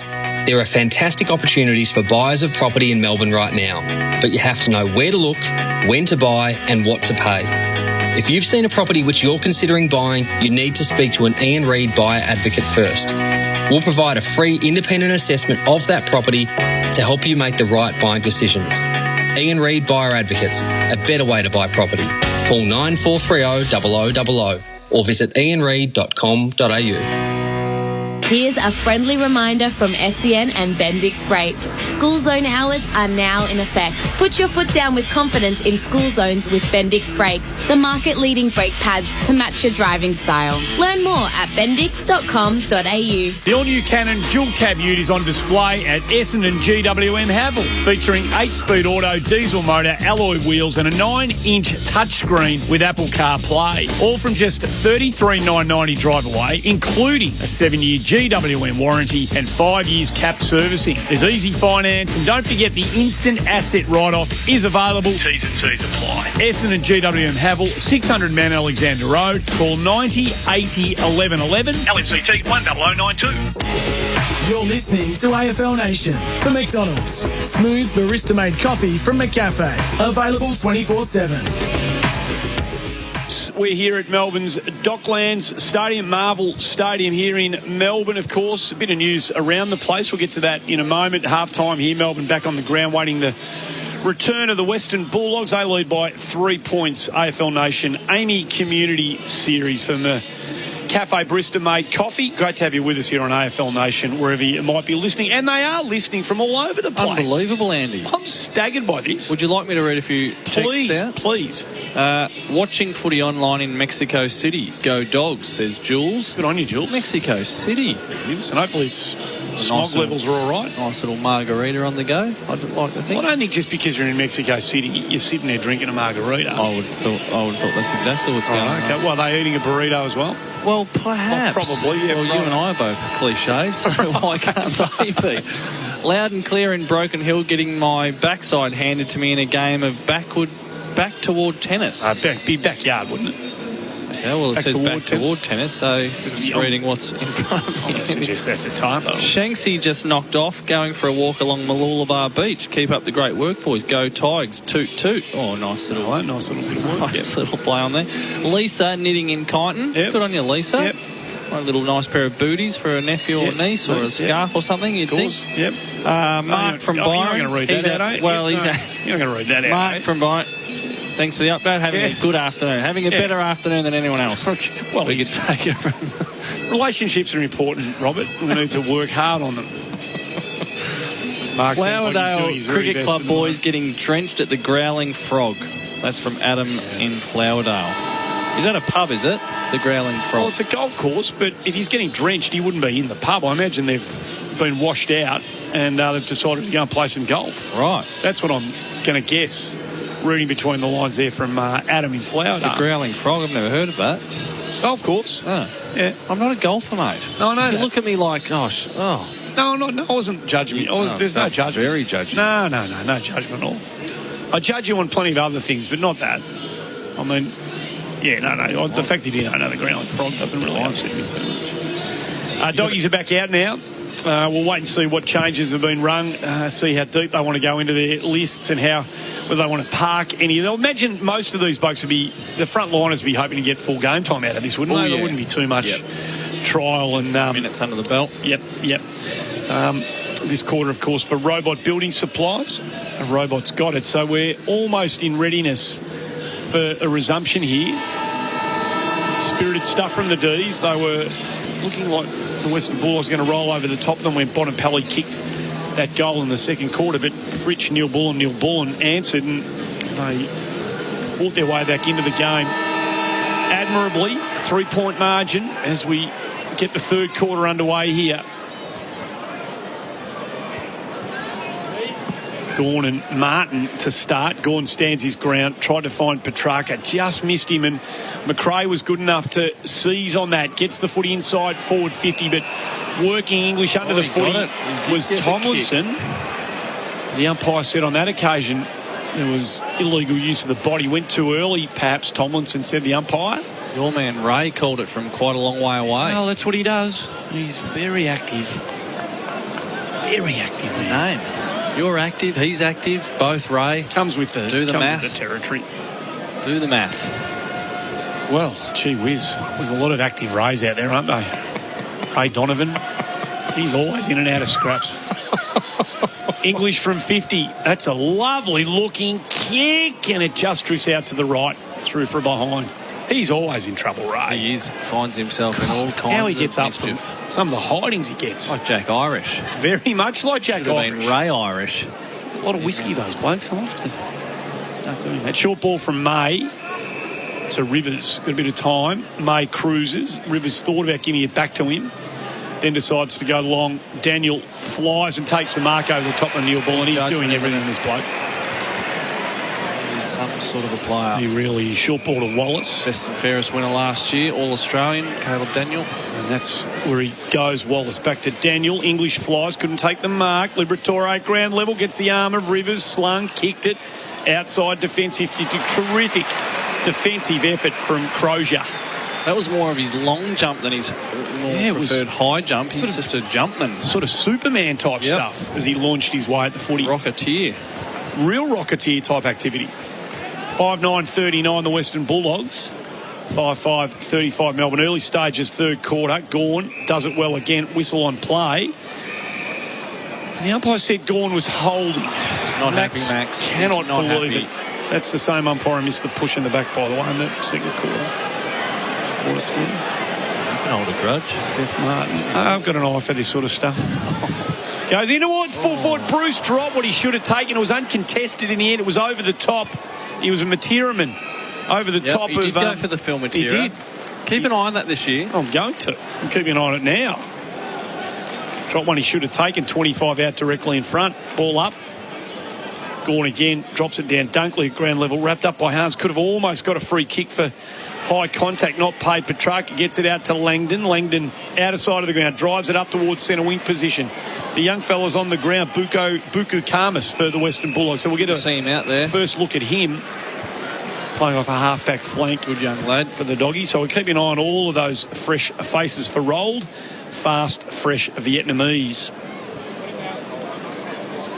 Taken as a next-gen academy pick in 2019.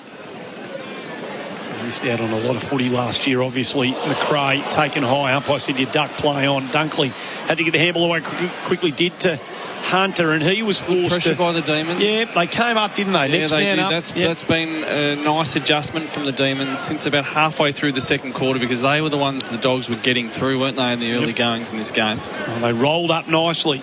Oh, I like There that. you go. There's a make-up. Fast, fresh Vietnamese. Bonus one for Roll. Thank you. Dunkley again, clever to Bonampelli from 52, pins the ears back, lets fly, and that is magnificent. From a magnificent footballer, a superb finish. That's his second, and he made that look ridiculously easy. 6-9-45, the Western Bulldogs, 5-5-35 Melbourne. Nearly 4 minutes gone in this second quarter, third quarter. Yeah, I mean, it's exquisite execution, but it's the self-belief as well. Before anyone else in the entire stadium thinks he might be having a shot, he's already decided, Marcus. He's just done those sort of things time and time again. He's some sort of a player. He really is. It's good work again from Dunkley. When you've got that ability to roll outside, you can roll to the boundary side. You're always going to find a bit of space, but it's so much easier than rolling back into the corridor to try and finish, isn't it? It was a nice handball by Josh Dunkley, wasn't it? Just having a look at some footage here. Aaron Norton down in the Western Bulldogs rooms in his right arm in a sling. And it looks like he's being chaperoned by Chris Grant, so I can only assume he'd be taken to get some scans. That's heart and mouth There's stuff. the news of the day. Forearm. So Johannesson outstanding in the VFL hit out, and the other injury news, James Frawley out for 8 to 10 with a tendon hamstring injury, which is bad news for the veteran. Now Saint back into the fray we go. Hunter again to Bontempelli, almost the same spot, but he spots up English on this occasion. The kick was good. The defensive effort was outstanding from Jaden Hutt. Ball at ground level. Wallace goes in, gets the handball. That misses Liberatore. Langdon under pressure. Hard up against the boundary line. Hunter. It's all the Bulldogs behind the footy. Gets it back to Crozier. Crozier goes into the pocket, and now he takes the mark, Bruce. He's got his hands on a few, and this one's stuck. It's going to be in a really difficult spot for the left footer. Right on cue there, Josh Bruce. Just with the echoing of Aaron Norton being taken. Gee whiz, the word is that it's a forearm issue for Aaron Norton. Right. So that is big news for the day, and that does bring in the conversation around Jamara Ugle-Hagan, where he might play earlier in the season if Aaron Norton can't get himself right. A check side from long range, that's asking an awful lot. He's made the goal umpire work here, and he's just missed to the near side. Unusual man, unusual hair, unusual tats, and an unusual finish, but nearly a good result. 6-10-46, 5-5-35, short ball in from Mabel. I'm not sure much of it is that unusual these days. Oh, that's probably true. You do live in a bit of a... Yeah, I'm a bit old school when it comes to bubble. Well, I like my footballers like Alex Neil-Bullen. Just, a bit of stubble. That's about as rangy as you need to get from a personality expression point of view. Very woke. No tats. Sure. It's not very woke. No tats amongst those three Bulldogs either, who shovel it out eventually to Scott. Today, who drives it up Stephen May. He's been very good. Very good. How many marks has he taken today, Stephen May? Somewheres. Langdon. It's a short ball. I'm asking you to use the stats here, which is a real trouble. And I'm putting you in charge. 4 marks for Stephen May. It feels like he's taken more than that. Karmas couldn't take the mark at ground level. Daniel does all the mopping up again, though, at half back, and they look to rebound. Hunter gets it to Bontempelli. Lovely kick. On the present was English up towards centre wing. Can't stop him, can they? No, he finds space, Bob, but the good players just wriggle free. He's one of those. Langdon wrapped up by Hunter, just gets the handball away. They're under pressure here, the D's. The Dogs have really ramped it up in this third quarter. They're on the back foot. Langdon tries to run through a couple of would-be tacklers. There it is, would-be tacklers. Would-be tackler. Thank you. Fritsch in towards the centre square. He's missed 2 or 3 targets. West backs out of traffic. Wants to find someone going past. Good evasive skills to Hunter. Back to West. The handball had a bit too much on it. West fumbled. Probably should have taken it, having said all of that. Out to Martin. Back to Daniel. He'll do something with it. He does. Williams cruises through the middle of the ground. Puts it out in front of McNeil. He doesn't hit the target. Now it's Baker and McNeil. Speed by Baker. Yeah, he's a willing goer, Oscar. And he forces... Shock of red hair. It's very, very deep. Tight curl. Yep. Not a perm. Natural. Not a perm, man. No, very much a natural tight curl. All thrown in. Jackson reached across Martin, got the hand to it. Dunkley around the body. Throws it up towards half forward. Standing his ground nicely on that occasion was Bedendo, who kicks it out of bounds onto the full under a bit of pressure. So number 55 in the national draft. There you go, Dominic Bedendo. 191.75, so he's got nice height. Call this year if you want. What's that? You can use that. I think I will. Well, maybe. Bedendo out of boundo. Yeah, I'll think about it. Take it all.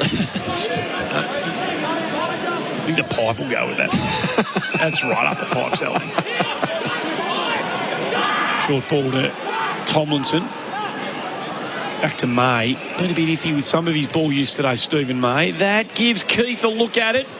He couldn't close it down. Lever kept it in front. Gets it now out to Rivers. There he goes. On the handball to Hunt. He's got a bit of grass. He takes most of it. Drives it inside forward 50. Karmas comes at it. Big fist. Excellent. Came off his man. Third man up. The young doggy defender thumped it towards the boundary. Didn't get it all the way there. Smith. Crozier. Smith. They come in board into a 2-on-1. That was a very, very dangerous kick from Bailey Smith. Ground level wrapped up. Was the doggy taken high by Rivers, says the umpire. And the free kick will be going to the Western Bulldogs. And it's going to Alex Keith. Good pick up by Alex Keith.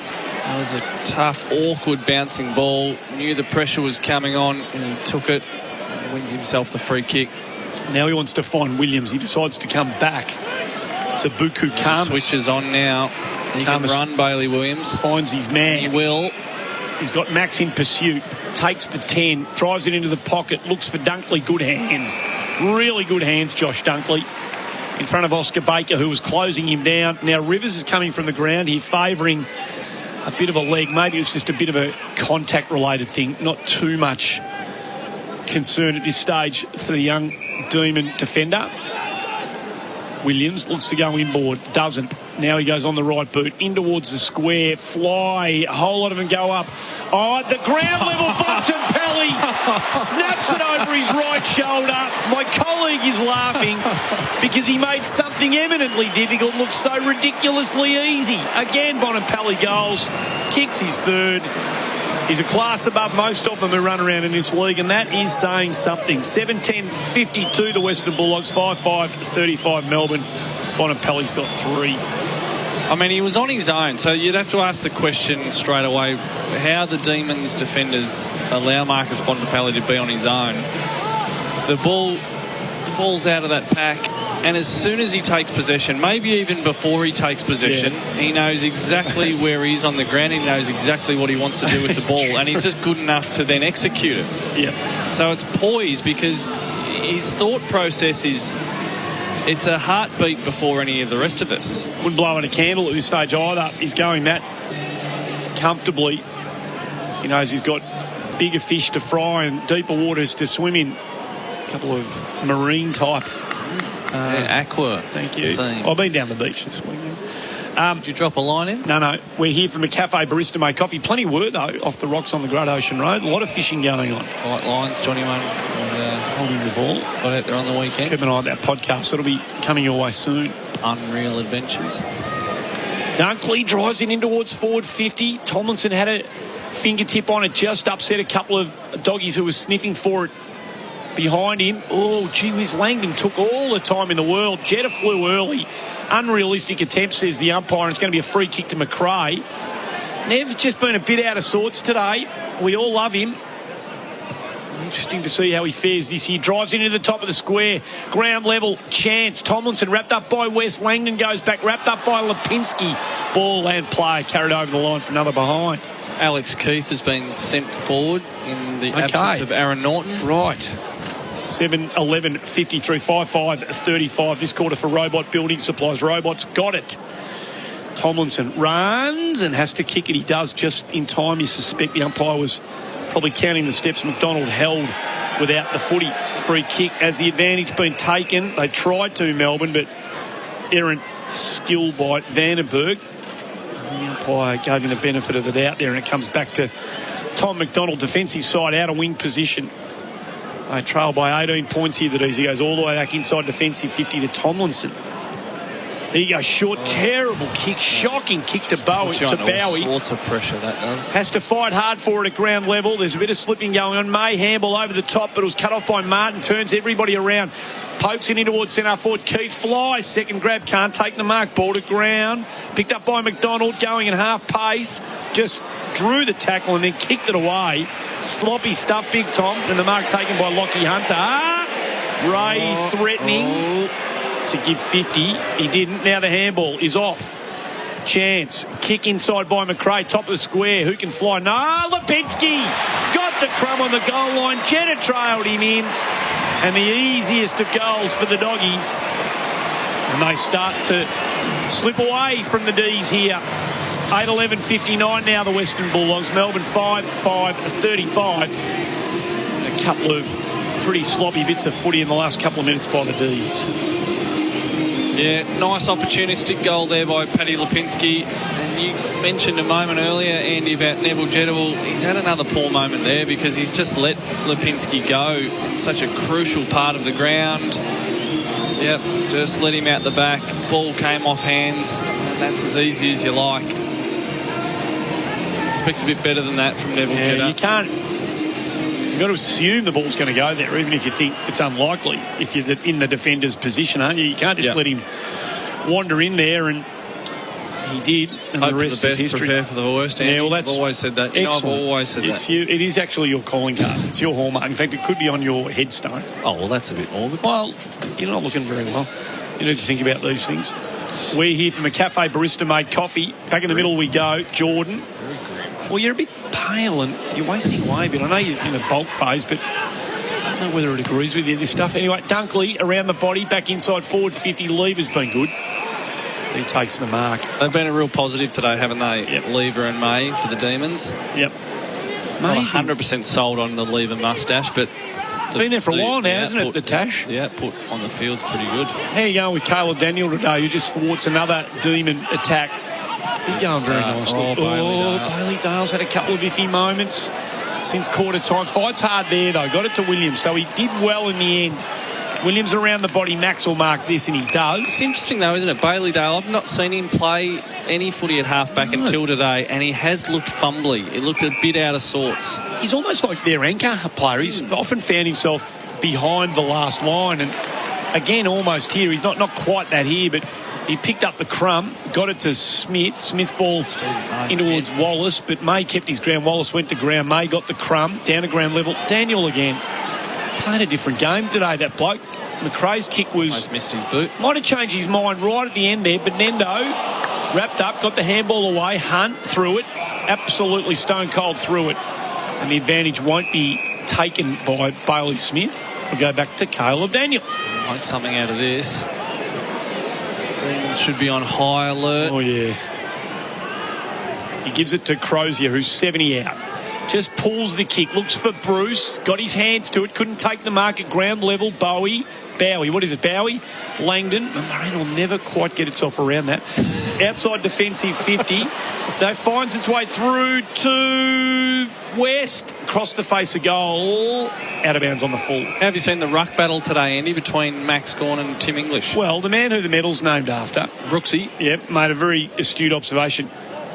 Gawn sort of had the physical better of English, and then when English has gone up against Jackson, English has physically monstered Jackson. Like an ancient old dance, that one, isn't it? The older ruckman versus the younger one, just to teach them the ropes. Pretty astute observation, I reckon, from Brooksy. So. Well, that's why he gets a medal named after him. Bontempelli was out of bounds when he picked up that footy.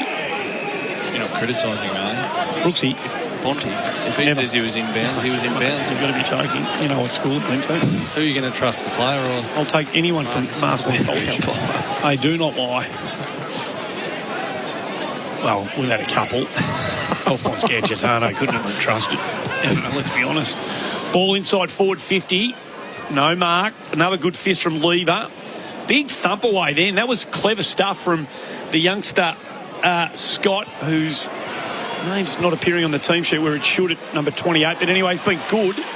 Picked up by Hunt. The kick was poor. I don't know who he's going for in the end. Daniel beat two. Got it out to Crozier. They're away here again. Lipinski, been good. Goes inboard. Lovely kick, Bruce, on the lead in front of Lever marks.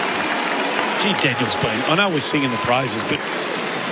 Yeah, he's hit the ground running from his form last year. Paddy Lipinski, he's also had a nice afternoon. There's an element of relief for that Mark and Josh Bruce there. He's had to work hard for his touches today. Josh has been a little bit out of form, had a tough year last year. Aaron Norton goes down, but that was a classic bit of forward play, full forward craft, as they say, Andy. Nice. He'd be very happy to slot one here. So former Saint and Giant. Just outside 50 he'll kick from. He'll take his best. It's a lovely looking kick. Goal umpire studied it as it was heading towards him right from the moment it left Josh Bruce's boot. He gets his second and the Dogs get their fourth for the quarter, and they are careering away with this one. 9-11-65 the Western Bulldogs now lead by 5 goals, 5-5. 35 the D's. We're here for Robot Building Supplies. Robot's got it. And all of the action's been brought to us by McCafe, the smooth barista-made coffee, available 24/7. Yeah, that'll be an enormous boost of confidence for Josh Bruce. Nice mark, low down, and slots that one. That was a beautiful kick from outside 50.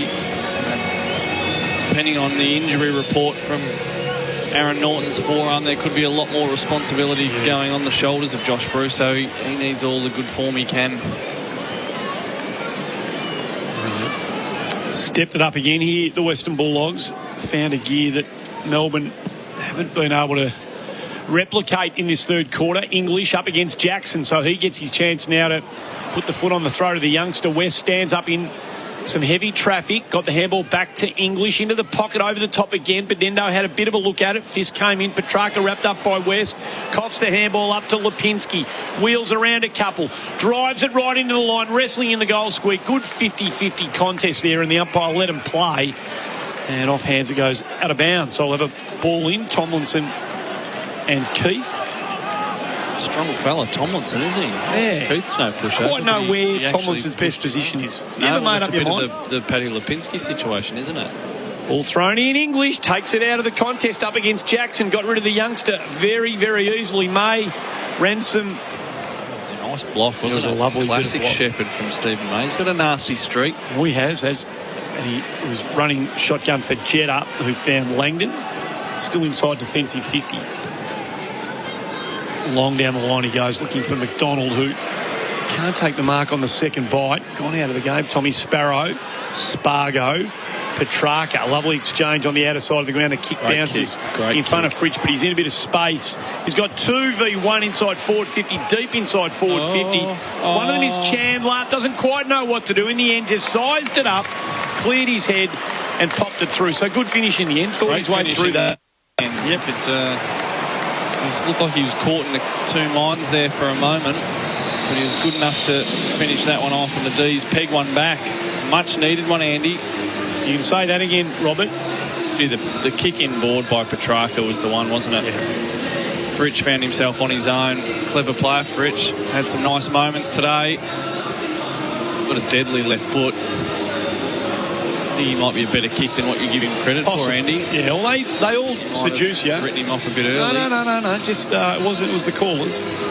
Harsh in your older age. No. Younger Andy would have been quite more complimentary, I believe, but certainly these days. No, you just call them as you see them, Robert. So we're here for McCafe Barista-Made Coffee this quarter for Robot Building Supplies. 9-11 plays 6-5. 22 minutes gone. Melbourne answer a run of 4 goals in this third term by the Doggies. The rucking game has changed, hasn't it? Looked like Martin did beautifully there to just hold Jackson away from the drop of the footy, but the umpire said it was a free kick. May gets the handball inside forward 50, looking for McDonald. Good defensive work from Williams. Ground level, Lipinski couldn't take it. McDonald wrapped up, got to get rid of it. He does to Baker. Baker gets rid of it just in the nick of time to Fritsch, who gets away from the McRae tackle. Back to McDonald, in and out, drop the footy. It's not really Tommy's go, is it? Really no other option, to be honest. Yep, looks like Hayden Crozier's got a shoulder issue, Andy. No, he has He's too. coming off the ground. It looks, looks like he might have done something nasty there. The way he's holding it, left shoulder. Oh, so they're mounting up here, the Dogs. They are. Yep, we don't want to see any more of that. It's the one you fear when you come to these games. Injuries to players. We've already got Norton and now straight up the race, Hayden Crozier. There'll be some work done to that and some trauma associated to that manipulation that takes place downstairs. In the meantime, the ball comes into Fritsch, who was all alone at centre half forward, and he marks. So he'll go back and try and kick his third. That is a heavy toll, isn't it? If you lose Norton and Crozier in the same hit out. Yep. Both important players for the Bulldogs. 2 weeks, of course, there or thereabouts, before we get underway in the season proper. Fritsch comes in. And he's pushed it across the face, Robert. Set shot, 35 out directly in front. Would you like to elaborate on that? I'm just saying, it was a good-looking kick.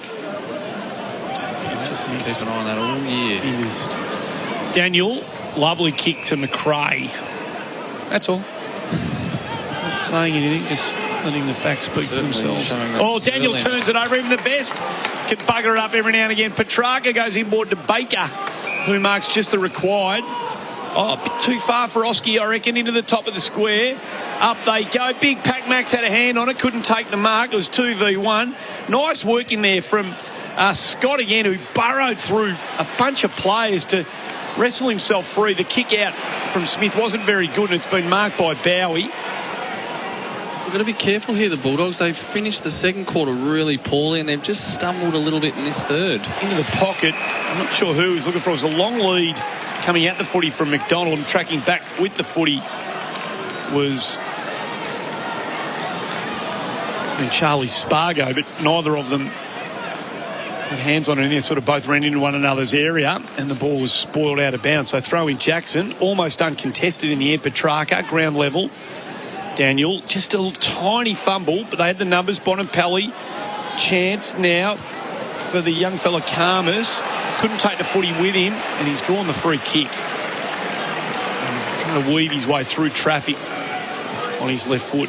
He goes out wide. Jetta saw it. Jetta. Yeah, he did nicely. Did Neville Jetta. Worth its weight in gold, those, Andy. Don't get a big stat for it, but just to be able to lock that ball in your forward half with a big spoil like that, that would please Simon Goodwin, no doubt. He read that kick from a long way out. He did, didn't he? Still got the wheels. Yep.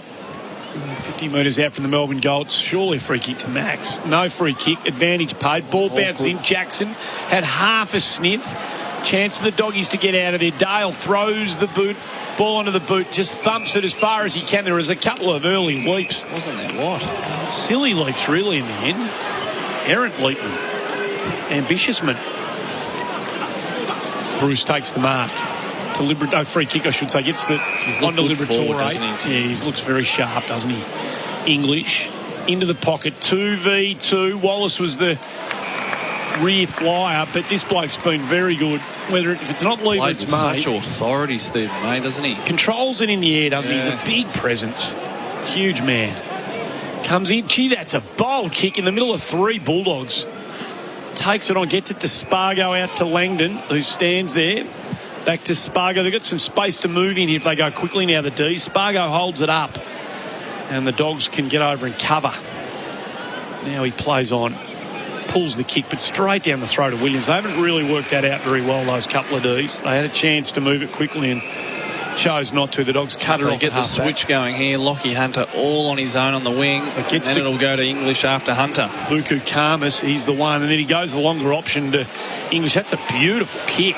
English plays on, cuts inboard Max, who couldn't stop and go to Wallace. Off hands, picked up now. Lovely stuff. Oh, nice. Scything his way through his McNeil. Should kick the goal, and he does. Nice. Very sweet by you. Rolled fast, fresh Vietnamese. We're looking forward to all of these new faces this week. And Lachlan McNeil finishes beautifully for the Western Bulldogs. Gets his first on the board. They answer the Chandler goal, and they bounce back out to that 29-point lead. 10-11-71, the Western Bulldogs. 6-6-42, Melbourne. Shout out to anyone listening in Scotland this afternoon. It's Lachlan McNeil. Surely some heritage there, but that was nice, Andy. Spot on. You've played the game at any level, you know those little movements and moments.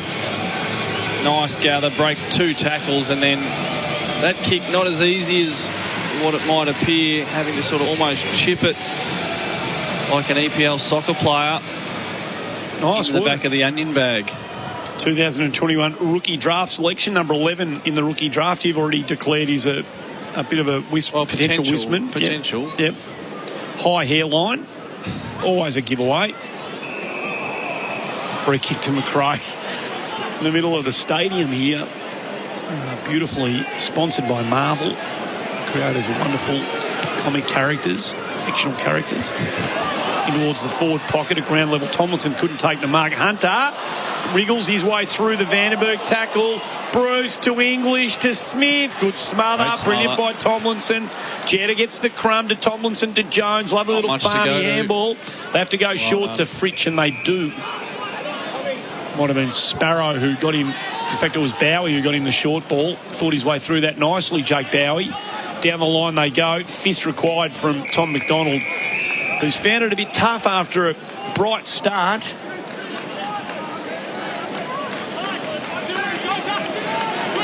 Watching a replay behind the ball where Big Max collided into Stephen May, who looks a bit proppy after it. With a hip corky, maybe. It's hard enough without your captain spoiling. Quite right.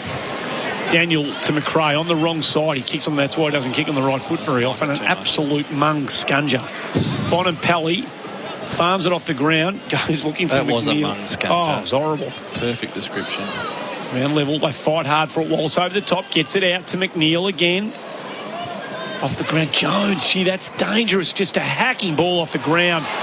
Straight to Daniel. I don't know whether Nathan Jones will like seeing the replay of that one. They were fully exposed on the Daniel rebound. Smith was all on his own, 30 out directly in front. It's an unusual decision, wasn't it, just to kick the ball off the ground into the unknown. Still a dangerous area. It was all Bulldogs waiting, and the Bulldog you least want waiting was Caleb Daniel. Can't imagine in the modern game, Bob, you're encouraged to do that very often. No, not in that part of the ground. So Smith pops it straight through the middle. It's been a pretty quiet day, Bailey Smith. Would he be happy to get that one on the board? Yeah, it was not great, let's be honest. I mean, it wasn't great from Nathan Jones. I don't think too many Melbourne supporters are going to be too enthused about that. I don't reckon Jones, you'd be the first one to say he played that all that well. He had to bend over. Strange decision. Just pick it up. Even if you take the tackle and a ball up, he wasn't going to get pinged for holding the ball, was he? No. No, he would have been collared straight away. I think the Demons would have been pretty happy with the ball up. Start again in that part of the ground instead. That's a goal against and almost puts the game out of reach. Quarter's gone 31 minutes. Doggies have kicked 6. Melbourne have only kicked the 1.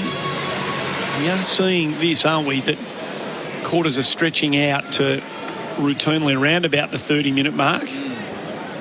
Not necessarily a good or a bad thing. It's just a thing, isn't it? Taxing for everyone. Commentators love it, mate. Can't get enough of it in here. Oh, no. We love footy. McRae drives it forward. Liberatore bounces it up towards English. Tries to keep it in play. Does not. On the second bite, it just drifted over the line. Big Tim thought he might have done enough. Chilly. It's a huge sort of clump of difficult hair to work with, Tim English. Isn't it? It's like floppy. You can't do much with it. Hedge. It's like a hedge. Yeah, it's very hedge-like. It's a perfect way of describing it. Thank you. That's the end of the quarter. You may have heard the siren while we're talking about Tim English's hair. Brings the quarter to an end for Robot Building Supplies. Robot's got it. And at the end of it, it's a 6-goal-to-1 quarter. And the Doggies have assumed complete control of this one. Amy Community Series footy here from a Marvel Stadium. And at three-quarter time, it's the Dogs 11-11-77 taking on Melbourne 6-6-42. That quarter on AFL Nation was for Tyre Power. Here to help you stay safe on the road. Discover joy at the BMW Expo sale event on this weekend at your preferred local BMW dealer. Search BMW Expo to find out more. Afternoon emergency services are attending a crash in Rowville on Stud Road between Timbertop Drive and Wellington Road. There's also been a collision in Seville at the Warburton Highway and Wallace Road. Heavy delays in both directions. And a crash in Wandon North at Clegg Road and Wellington Road. And the South Gippsland Highway and Bass Highway, both chockers leaving Phillip Island. Looking for the best sleep at the best price? Come discover huge discounts at the 40 Winks Blackout Sale. You'll get dramatic reductions store-wide. Hurry, ends today. 40 Winks, serious about sleep. That's the latest SEN Sky Traffic. He's the voice of sport, chatting to the people that matter. Join Gerard Waitley tomorrow morning from 9 on 11:16 SEN. Join in the racing chat by following SEN Track on Twitter at SEN_track. Every interview and every show. Listen to the podcast now. Just click the catch-up button on the SEN app. NAB's 2-year fixed rate home loan is the lowest advertised fixed rate ever. Search NAB Home Loans for more. T's and C's, fees and charges, eligibility and lending criteria apply. Offer may vary or end. Every interview and every show. Listen to the podcast now. Just click the catch-up button on the SEN app. Not all traffic is bad, especially web traffic. If yours is at a standstill, let Supple help. We're a Google partner agency offering SEO and Facebook marketing. To get more traffic, leads and customers, Google Supple. That's SUPPLE. Want to win free coffee for an entire year? That's a lot of lattes. Just order a McCafe coffee on the My Macca's app for your chance to win. There are 25 winners every day. But hurry, limited time only. Ends 23/03/21. Visit mcdonalds.com.au/coffeecomp for full terms. Hello. Over 2 years ago, National Tiles permanently slashed the price of Australia's largest selling tile from $25 to under $10 per metre every day of the year. 2 years on, National Tiles price is still under $10, every day of the year. Go to our website now to see for yourself why National Tiles is renowned for having the guaranteed lowest priced quality tiles in Australia every day of the year. Don't chase the dream, own it. The 2021 Harley-Davidson motorcycles have arrived at Harley Heaven. From the all-new Street Bob 114 to the Milwaukee 8 touring models, Harley Heaven has them all. There's no better time than now to own that Harley-Davidson you've always wanted. Book a test ride now at Harley Heaven, Melbourne's home of Harley-Davidson, Melbourne, Dandenong and Ringwood. Find out more at harleyheaven.com.au. Hello, bank. Hi, I've nearly paid off my mortgage, but with everything that's going on, I thought I'd try to get a lower interest rate and speed things up. So we can offer you a great interest rate on a 30-year loan. Oh, hang on. I only have 10 years left on my current loan and I wanted to pay it off faster. Okay, how about a loan for 946,081,037 seconds? That's still 30 years. Professor Maths over here. Switch at athena.com.au and choose your own term so you can pay off your home loan faster. Athena, love us and leave us. Standard credit criteria, terms, conditions and government charges apply. Hi Melbourne Victory fans, it's Lee Broxham. Get behind the team as we prepare to clash for some of our biggest rivals at Marvel Stadium. United, City and Adelaide starting from February 27. Purchase your 3-game Marvel Super Pass membership at gombfc.com.au. Tickets available at Ticketmaster. Soldiers means no one left behind at the table. Soldiers means feeling fresh with rice paper rolls from Rolled Vietnamese. For a limited time only, enjoy 4 rolled soldiers for just $12.50 or 8 for only $20.50. Soldiers, the ones of the front line. Feeling fresh value deals? That's how we roll. Rolled. Fast, fresh Vietnamese. Order yours today in store or via the meals deals section on rolled.com.au. You're listening to AFL Nation for McDonald's. Smooth barista-made coffee from McCafe. Available 24/7. Ali from 52 pins the ears back. Let's fly, and that is magnificent. From a magnificent footballer, a superb finish.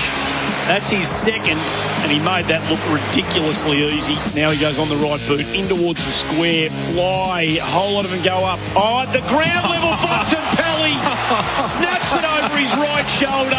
My colleague is laughing because he made something eminently difficult look so ridiculously easy. Again, Bontempelli goals. He's a class above most of them who run around in this league, and that is saying something. Chance, kick inside by McRae, top of the square. Who can fly? No, Lipinski got the crumb on the goal line. Jenner trailed him in, and the easiest of goals for the doggies. And they start to slip away from the D's here. Luku Karmas, he's the one, and then he goes the longer option to English. That's a beautiful kick. English plays on, cuts inboard Max, who couldn't stop and go to Wallace. Off hands, picked up now. Lovely stuff. Oh, nice. Scything his way through his McNeil. Should kick the goal, and he does. Nice. Very sweet by you. I shouldn't have jumped on you, Mac joke. You had it and you nailed it. And I shouldn't why did you? I don't know. I just liked it so much. I apologise. Let me have my moment. It was your moment, and I apologise publicly to you. Welcome back, Amy Community Series here on AFL Nation for McDonald's. Smooth barista-made coffee from McCafe, available 24/7, 11 66. Dogs in control. Just the multiples. Bontempelli 3, Bruce 2, 2 each to Fritsch, Neil Bull and Bob Murphy. Sitting alongside me, 6 goals to 2. They looked a class above that quarter. Yeah, they revved the engines that quarter, didn't they? The Bulldogs, total dominance. Marcus Bontempelli took absolute control, was able to hit the scoreboard as well. But that midfield possession dominance when the Dogs are at their best. They got that, dominated the ball, kept it in their forward half, and the dam wall just appeared to sort of get close to breaking out to a 35-point lead. The Demons got their work cut out in this last quarter. Quarter to go, obviously, Dogs in control, but potentially the big news out of this one is a couple of arm injuries to Hayden Crozier and Aaron Norton for the Western Bulldogs. Both players finished for the day. Norton probably off getting some scans as we speak. So Daniel gets on the end of one to get it going again to start the third quarter. McNeil was in there again, had a hand in it, but they just couldn't quite string the possessions together. Melbourne sees on that. Try and turn it around the other way. Neil Bullen went handball across the top looking for Petrarca. Pretty sloppy start here, just a couple of turnovers apiece. Doggies on the up to Keith. Keith handballs over the top of Rivers into a bit of space. Hunter to Dunkley. Lovely in-ball handball to McRae. Back to Hunter on the left. 250. Runs to 47. Low ball. Chance. Bruce. Good defence again from May. Big fist. Only as far as Dale. Runs onto the right boot and pops through his second. So he's got out of that area of the ground where the heebie-jeebies are just around the corner a little bit for him. He doesn't mind it when he can just settle and pin the ears back and have a shot, and he did that beautifully then, Bailey Dale, on the fat side the whole way, and he puts through the 12th for the Western Bulldogs. 12-11-83, 6-6-42 early stages. Final quarter for McCafe Barista Made Coffee. This quarter for Robot Building. It was a great finish by Bailey Dale. Nice goal, but it was really a win for setup there as much as anything. Yes. He's playing on the half-back flank there. Stephen May made the desperate, spectacular spoil in many regards, but it didn't quite break the 50, and Bailey Dale there as a defender high up the ground. That is a really, really good goal that would please the Bulldogs coaching staff end. Well, further to that, Hayden Crozier's back out there. That's a good effort. Hayden Crozier, unless somebody else has jumped in the Hayden Crozier jumper. Had the stinger. He looked like he'd done an AC, John, or dislocated a shoulder when he came off the ground. But there he he's is. back on the ground. He's about to test it out now. There he goes. Wasn't that keen on it. No, but he's out there, so that's a good result. McDonald gets the crumb. Over the top to Fritcher, walking and kicking his third. And he does, so that was a bit easy. They've done that a couple of times today, Melbourne. Got out the back of the Western Bulldogs, which will be... That's the double-edged sword of the attacking defence, isn't it? One of the hallmarks of a Luke Beveridge team, and Bailey Fritsch rams home another one and sticks it to a few of the doubters. And as we speak, Crozier's coming off the ground, so he gave that left arm. He's still favouring it a little bit as he comes off. Bit of a grimace, feels for it, but he's... Look, let's be honest. If there was any hope of that being a serious injury, there's no way they're sending him back out. Oh, it's a great sign. I mean, just the fact that he put himself back out there, even the way he's carrying that left arm looks a lot healthier than when he came off the ground. Yeah, absolutely. So 20 minutes ago. Only lasted a couple of minutes, having said that, of the final quarter. You're pretty sore tomorrow, I'd say. Well, that's the worry, isn't it? Yeah. This quarter for Robot Building Supplies. Back in the middle we go. Gawn goes early and high. Didn't really do anything with it. Umpire let them play. West had a bit of a run at it, but May and Lever have been a brick wall down there. They would have been miles in the votes today, Stephen May. Oh, yeah. Imagine how far back they'd be if it wasn't for those two. So Toby Bedford's on the ground. He gets a look at it. Small forward, a bit higher up the ground than we normally see him. Into the forward line. Karmas with a big thump out the back. Fritsch again. Sweating on it out there. Gardner goes in, gets the footy, wrapped up by Harms. Ball spills free. McDonald toe poke, top of the square. Lipinski has been busy right across the ground today. Paddy Lipinski done some nice things.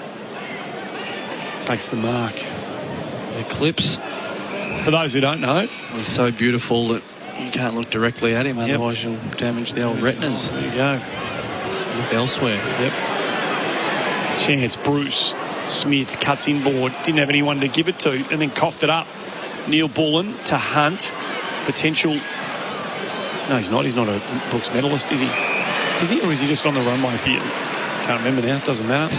Lipinski takes the mark. It's one of those. Could be both. Runwayman is. Yeah. About to take flight. Has he given you more reason to believe in him that he's going to take his footy to another level this year today? Yes. The good moments have been exceptional. I'd like to see a bit more of it. Yeah. Has been scrappy. It won't suit this sort of game. Wouldn't sort of suit him. Daniel. Get a bit more fluency. We'll see the best of him. Williams driving ball up towards half forward off hands. That's the young fella Bedendo. His kick was smothered. Back in towards the centre square it goes. Sparrow. Back in towards Neil Bullen. Petrarca had to feel for it. Good stuff from West. Knocked him off the footy. Open it up. Goes back. Gets involved with the chain. Kept his feet beautifully. Riley West up towards 100 forward. This is a chance now. Lockie runs to 45. Didn't even think about going for home. Cut it into the middle of the ground. Beautifully read by Max Gawn. Got the spoil in. Turned it into a 50-50 ball as a whistle. Now holding the ball against Melbourne. And it's going to be harsh. It looked to it be, he missed the handball. It's a fair call. He tried to break the first tackle, Vandenberg, and then missed the handball when he was under pressure. So technically, I think it's probably a fair call. So Lipinski. But a good day, Paddy. He's had a lot of involvements. Coming up for his 18th disposal. Already kicked a goal. This one will be from 47 out. Slight angle. That's a beautiful looking kick. And it's straight through the middle. So his day getting better, Paddy Lipinski. If there was any doubt that he might have been on that team sheet come round one, if he was fighting for a spot, Bob, I suggest he's probably inked his name in. And Bulldog supporters will be pleased. And it's the classic Paddy Lipinski game at his best. So we see him there. He kicks his second goal, putting pressure in the forward 50. But moments ago we saw him, as the intercept mark deep in defensive 50. And that's because he's got such athletic capabilities. Yep. He can run at high intensity for a long, long time. Bit of a cheatman. He's got a pinkish hue. Got a bit of, when he's under stress, physical stress, he cheats up. Oh, certainly anything physical, he usually gets A pluses in that department, Paddy. Just takes a bit of an edge off the whole Eclipse thing. The hue? Yeah, looks like he's under. You think? Oh no, you like it? Not for mine. 13-11 plays 7-6. Hard man to please these days. Oh well, getting harder. The older you get, the less you're prepared to put up with. You know what I mean? Hunter bounces, then prop. Liberatore's been sharp. Williams has been good. It's a nice move at Bailey Williams. Gets it to West. Back to Williams. He could kick a goal here from 49. Thumps it goalward, but misses to the near side. He looks a commanding type, Bailey Williams, when he's going. Great athlete, great size for AFL footy, Bailey Williams. Yeah, he looks a player that if at all the tumblers line up and click into gear at the same time, he could be quite a player, I reckon. Tomlinson drives it out of defence for the D's. Baku Karmas up in front, can't take the mark. Daniel, ground level, wins it, stands up. It was hard to bring him to ground. Tommy McDonald eventually did, and the umpire said it was a 50-50 ball. We'll have a ball up. So Crozier's done. He's got the ice pack now on that left shoulder. He won't be coming back on. He won't be testing that arm anymore. Dunkley to Wallace. Bounces it inside forward 50. Bruce, English. Bruce had a feel for it. Wanted to get it on the up to McNeil, but took his eyes off the footy momentarily. Mishand.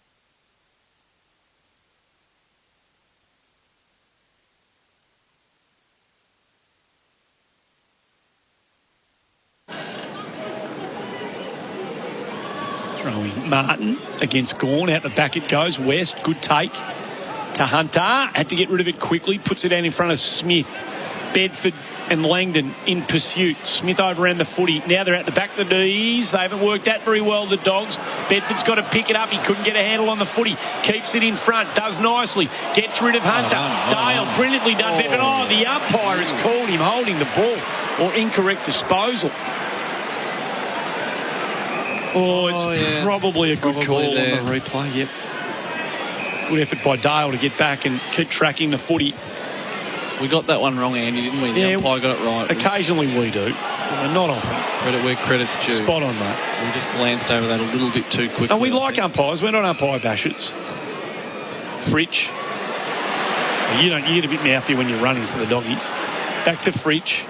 Inboard. Sparrow can't mark. I'm surprised you get away with some of the stuff you get away with out on the ground. That's that 300 game player.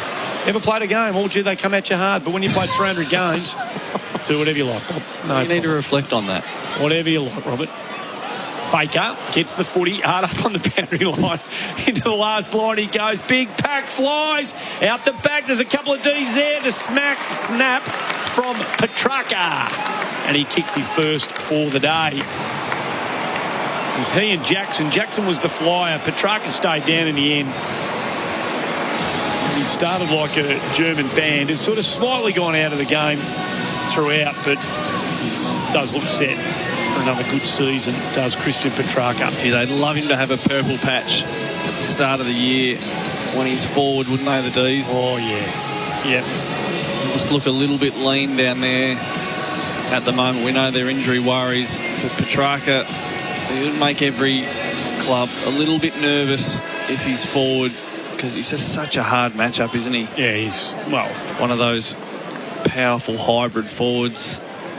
He's a different player than when you would have played against him. So did you ever get a sense for the mass and the sort of body strength of him even when he was coming up through the ring. Yeah, I mean, you saw why he was such an early pick, that, his power and his skill was, exceptional. 13-12, 8-6, 10 and a bit gone. Final quarter, Robot Building Supplies. Dogs get the better of it. Smith marks out of sight of the ground, wing position. It's one-on-ones ahead of the footy. No extra numbers back. It's been pretty much that way throughout the game today, which has been nice to see. And a lot of one-on-ones ahead of the footy, Bob. Both teams have held their structure ahead of the footy, which has been encouraging. Throwing out of sight of the ground. Jackson and Martin. Jackson with the leap. Dunkley at ground level. Gee, that's a magnificent take by Bonampelli. It ends up with McRae. Second kick for his career on his right foot, and we've both seen both of them today. Picked off by your man Hunt. There's the reason he likes to drift onto the left. Yeah. Hunt takes a bit of space, drives it up towards Huffwood. Jackson couldn't take the mark. That's been paid. Jackson clearly got hands on that before McDonald. McDonald claimed it, umpire fell for it. Gawn marks. No, he doesn't. He dropped it. He should have marked it. He's only up against Hunter. Forward on. Got it out to Langdon. Langdon screws it around his body. Top of the square. 2v1 in the end. Bailey Williams can't get the ball. Petrarca stayed down. Almost had a look at it as it bounced out the back. Petrarca fights on and wins the footy, but can't drag it back far enough and scrapes it through for a behind. 8-7-55 Melbourne. 13-12-90 the Western Bulldogs. 12 and a quarter gone. This quarter for Robot Building Supplies. Robot's got it. Daniel short to Bonampelli. Court play on's the call. Back to Daniel. Lovely sweeping handball to Hunter, who's in space, to McRae. Here they are, these players that can really cut you to pieces if you're up against the Bulldogs. He's been all over them today. Stephen May read the ball in so beautifully. Played with such a command, hasn't he? He has.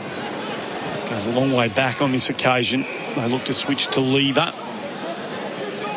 To Rivers. Goes short to Baker. So brought it from one side to the other. It was about this position on the other side of the ground that May took that intercept mark.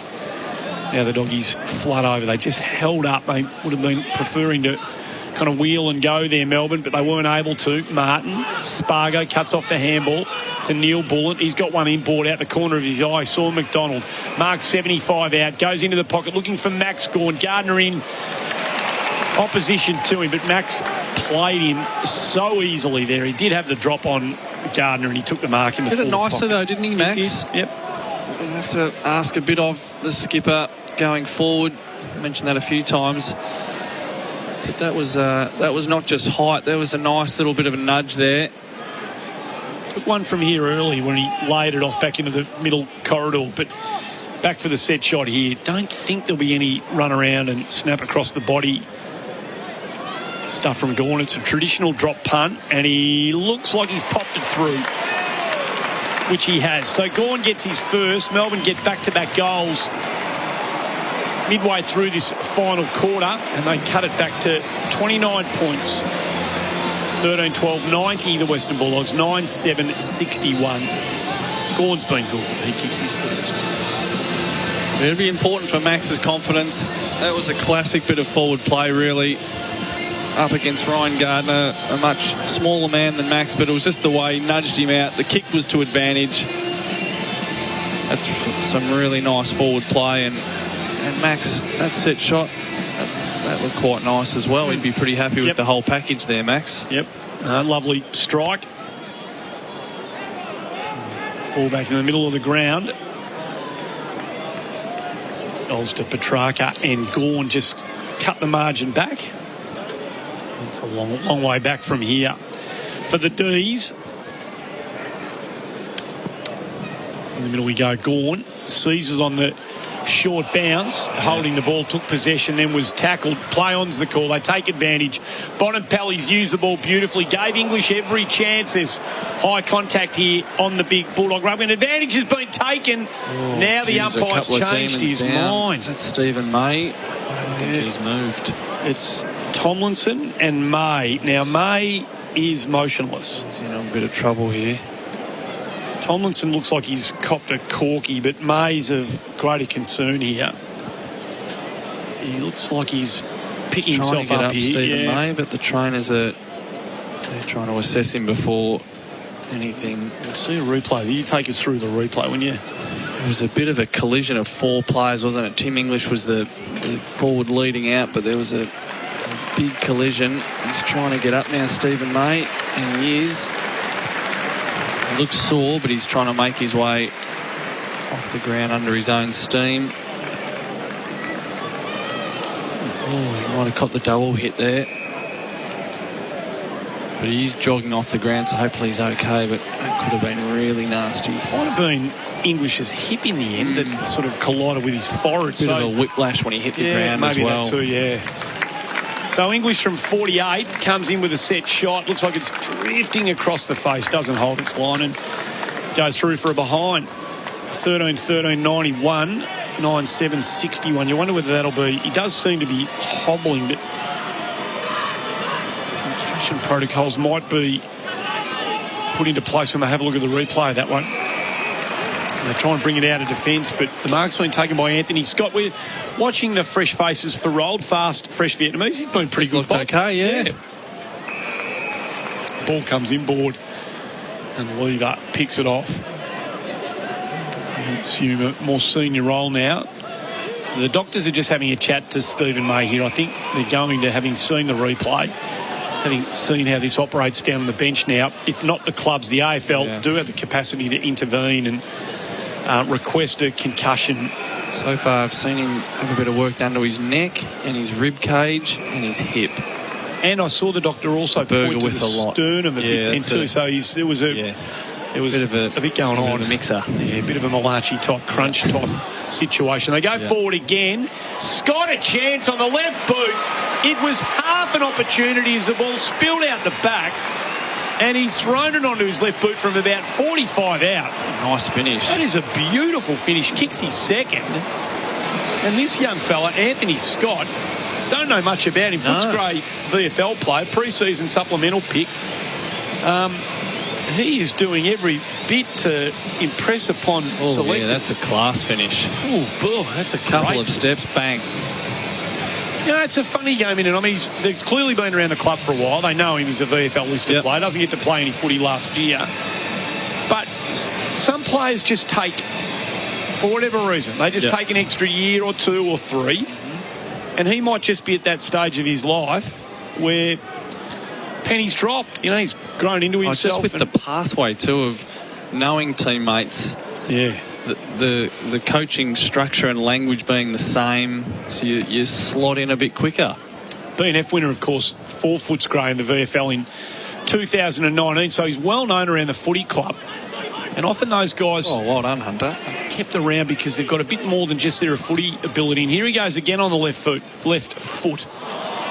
Up towards Dunkley, couldn't take the mark. Jones wrapped up by the other fresh face, McNeil, who's done a couple of nice things. But Melbourne continue to maintain possession. Baker over the top to Spargo. Runs out of space. Baker ran on to receive, but Williams played him like the grand piano there. Saw him coming and knew exactly what to do.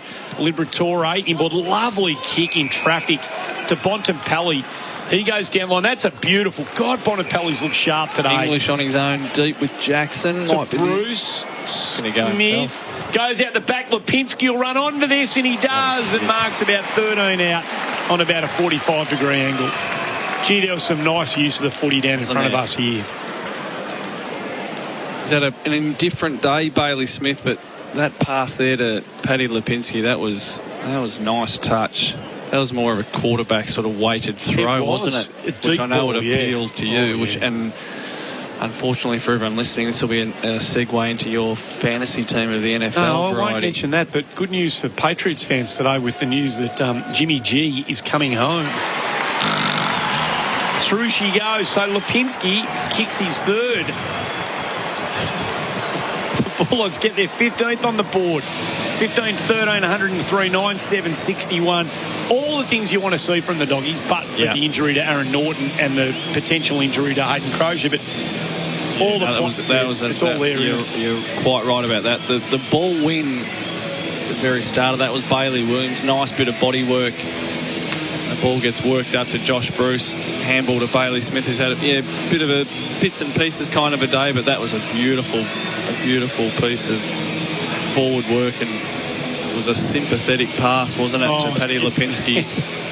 So the interesting thing about kicks like that, where Smith were right behind where Smith was and where Lipinski eventually received, there must have been about 10 players in between in direct line of sight for Smith, but he saw it and then had to put it out the back of Lipinski. It was good restraint not to go for a shot. Yeah, I was assuming Smith was going to launch from 50. Bonampelli again, wheels out onto the right foot, kicks it inside 50 again. Wallace, who's been pretty quiet, Mitch. Yeah, he has been quiet. Gets the footy on the up. Another chance here for McNeil. Pokes it into the goal square. It's a 2-on-2 and off boots. It goes through for a rush behind. Good sign for the Dogs. Mitch Wallace quiet. Aaron Norton really not a factor in this game due to injury, and they've had 29 shots at goal. Rivers takes it to himself and then off the instep. I'm sure he didn't intend to get that footy to Jackson, but that's where it went Coming in the along end. Nicely, Jackson. Hunt into some running space to Langdon, who likes a bit of running space. Pokes it further afield into some more space where Tom McDonald coast to coast marks. Now Tommy hard up against the boundary line. Will kick from about 47 here. Looks him bored, but you go home. You go for home here, don't you? Certainly showing your hand. Well, you just do, mate. I mean, you were inside 70, and Andy says 35 is off range, but no, you kick. You've got to kick this. There's 5 in individual breeds. Have a shot. Let's be honest. If you're a forward or play on, didn't get to the line in the end. They keep it alive. Off hands, they keep it alive further here, Melbourne. There's bodies all over the place. Nice work. It comes to Daniel in the end across the. Last line goes English. He drives it outside defensive 52-on-2. Could have been a free kick for a push. And that's the way the umpire saw it. And the free kick will go to Tomlinson. Thumping kick, Adam Tomlinson. Too far out here. Goes in board to Bowie, who marks no 15, said the umpire. Bowie goes into the pocket. Leap. No mark. Ground level. Lipinski threads the handball. Through to Scott. Wrapped up. Good tackle by Jordan. A couple of fresh faces wrapped up just like a beautiful rolled banh mi there. Family made Vietnamese, served fast and fresh. Someone's time to think about dinner. It is too. A couple of Vietnamese on the way home. I'll change the order on the home front. Free kick again as they try to bring it out, and it's going to be a Western Bulldogs free kick going to Steph Martin. Have you seen enough from Steph today to know that he's going to slot nicely in when required? It's just been solid, workmanlike, and that's what we want from Steph. Yep. When you say we, you mean us as the football community?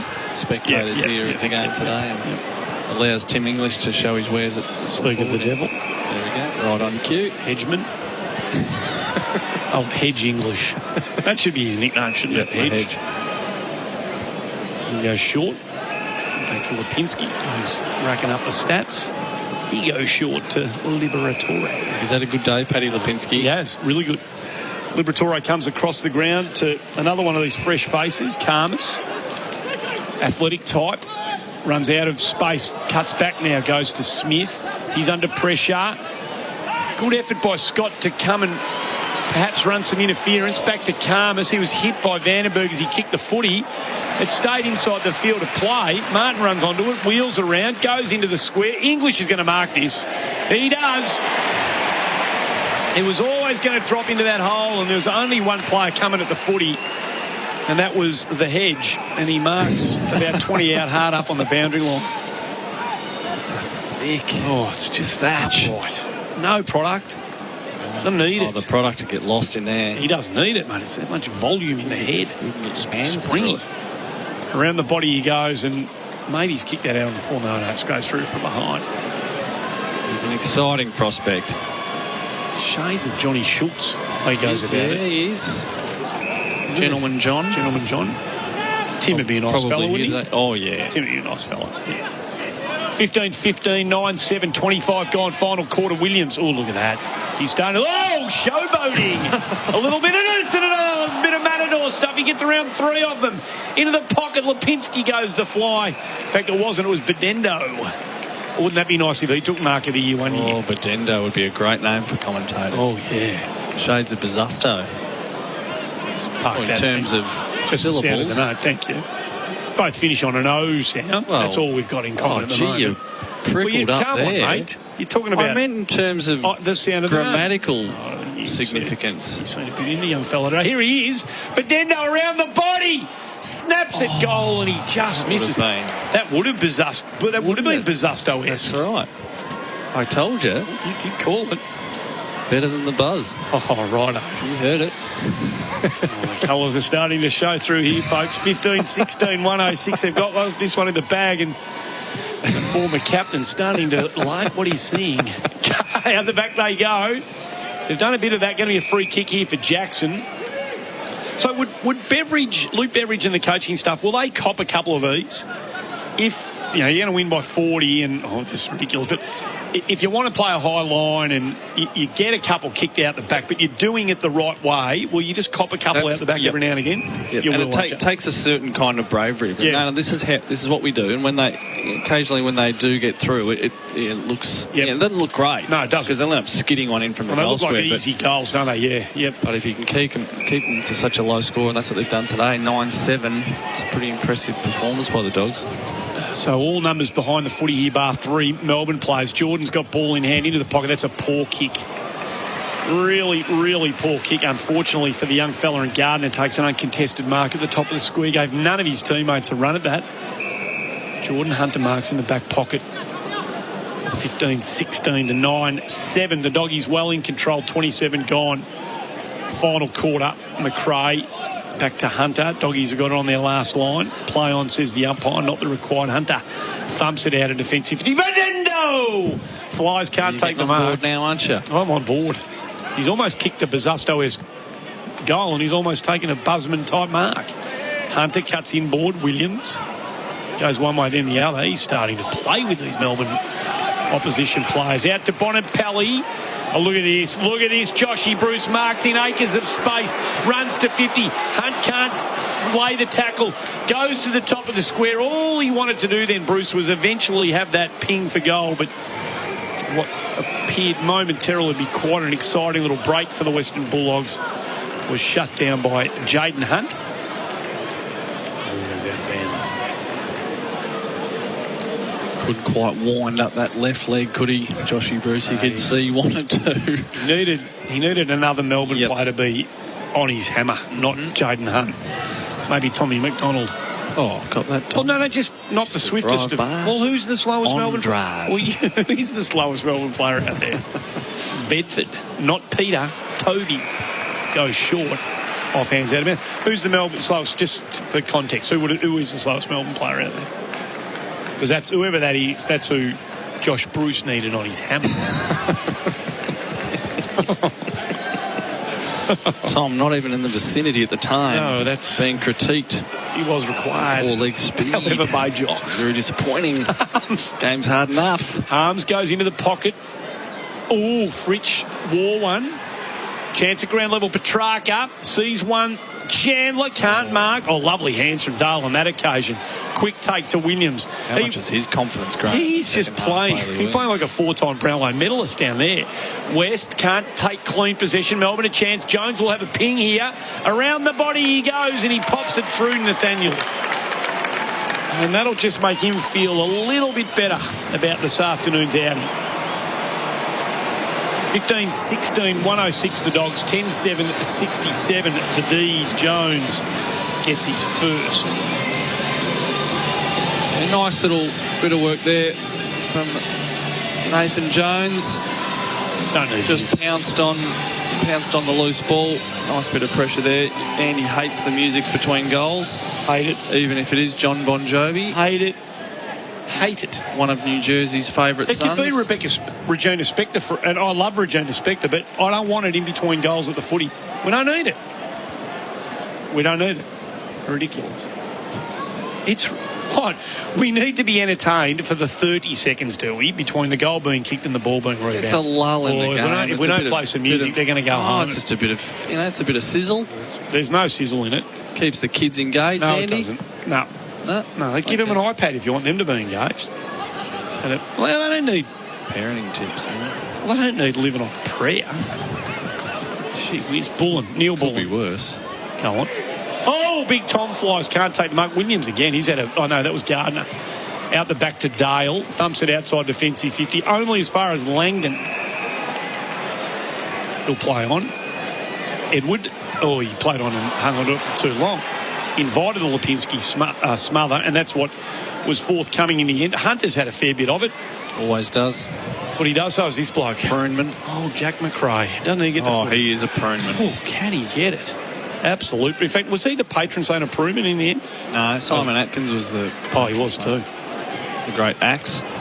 Sparrow wrapped up, got the handball away. Neil Bullen, he can't take clean possession. Ground level doggies mop it up. And they're a chance here. Scott goes out the back to Dunkley, to Smith, who's worked his way into the game. Bailey Smith plays on, and there's the final siren. Pretty emphatic stuff here, the Dogs. They put them away in the third quarter when the game was there to be decided. They held on nicely in the last quarter. 15-16, 106 the Western Bulldogs. 10-7, 67 Melbourne. We get a song? I think we can. No, there it is.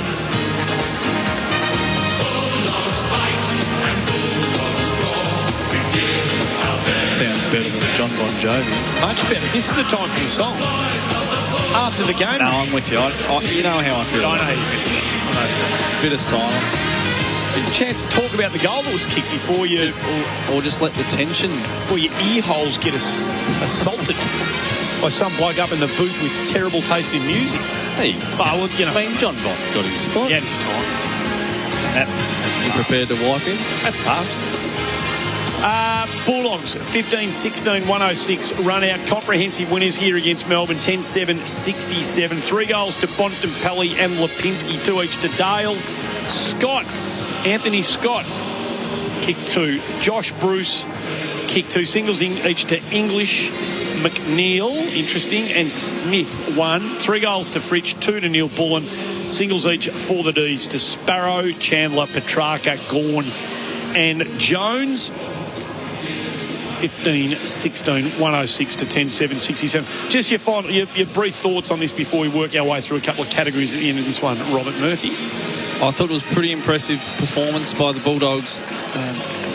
We know they've got a lot of midfielders who can win a lot of the ball, and that's what they dominated today. I mean, the big ball winners for the Demons, Stephen Mays had 27, Ed Langdon 26, but really it was just dominated by the Bulldog midfielders. Tim English looked really dangerous as a forward, and they might need him if Aaron Norton's if he's missing for a couple of weeks.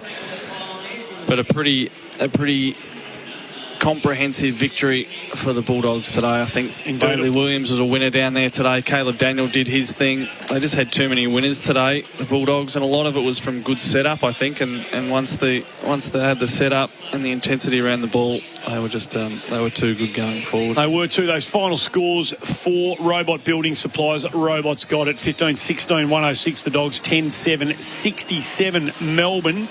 We've got about 5 minutes to wrap this up. Fresh faces for rolled. Family-made Vietnamese served fast and fresh. Pretty hard to split. Anthony Scott. And your other bloke, of course, Lachlan McNeil. They were pretty good, weren't they? Yeah, but, I mean, that Lachlan McNeil goal was a beauty, wasn't it? To break 2 tackles, gather, and the slalom run through the middle. Oh, yeah. With the right foot finish was pretty irresistible. So we saw a bit of Buku Kamas. He's still a work in progress. Dominic Dendo clearly got some hops. Yeah. 190, 175. Hasn't got an AFL body at this stage. But there's a frame there, isn't there? So there certainly is. Keep an eye on his development. There's something there for the Doggies. From a Melbourne perspective, Jake Bowie, his hands on it a couple of times. Late. He looked like he's got some spark and some fizz to be able to break free. It's funny, isn't it, though, that the question marks, or at least a couple of the question marks you have on both of the sides of, can Melbourne kick enough goals? Well, that's still a legitimate question mark. It is. And the Bulldogs, can the key forward chemistry work itself out? Now, 15 goals, 16, so they've had 31 shots, but it's still a bit of a concern. Josh Bruce kicked a couple, but it certainly wasn't a dominant display. Norton, we're not sure how long he'll be out for, but and Mitch Wallace couldn't find his way into the game. So with all those things to be considered, they did well to score as much as they did, but that still remains a question mark of, against the top sides, can their forward structure hold up? So there'll be Melbourne supporters out there screaming at the radio. We didn't have Wiedemann or Brown in the side, and that is a fact, but we're yet to see. We know Benny's got some knee-related issues. Wiedemann continues to be a bit of a work in progress, so he's definitely showing that he's got the capacity, so we'll wait and see how that goes. You've talked about the stats.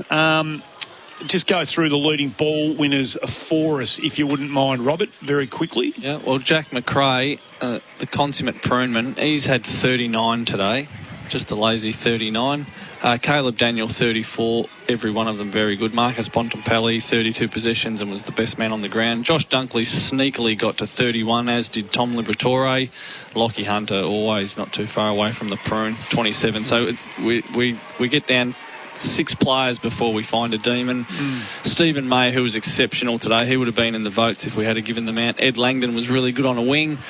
Bailey Smith finished strongly, ended up with 24, and Paddy Lipinski had a really good day as well. He had 22 touches, and Bailey Williams, also 22, had an exceptional game, particularly the second half. So the major talking points out of this are probably going to be an injury perspective. We'll watch the Crozier shoulder, but the Aaron Norton forearms of significant concern. Jay Lockhart went off the ground early in today's match. He's in hospital with a testicle injury, so we're not quite sure. We didn't see the incident when that happened, but our thoughts are with Jay Lockhart, and hopefully that one sorts itself out. Stephen May's got possible concussion. It's 12 days until their round 1 match, so he could technically play with the new protocols being a minimum 12-day rest if concussed. Repeating the news from earlier around the grounds, James Frawley's got a hamstring tendon injury. That's an 8 to 10 minimum. And the other news in Zach Williams, Carlton's boom recruit, has copped a week. Yeah, careless conduct, medium impact. That was what I'm sure Carlton were hoping, that it might not have been a jump. Yeah. Once you do that, and it was early in the game, high contact, of course, to the head of young security midfielder. I'd be optimistic if the Melbourne supporters about Stephen May. It seemed like the medical... You're listening to AFL Nation for McDonald's. Smooth barista-made coffee from McCafe. Available 24/7.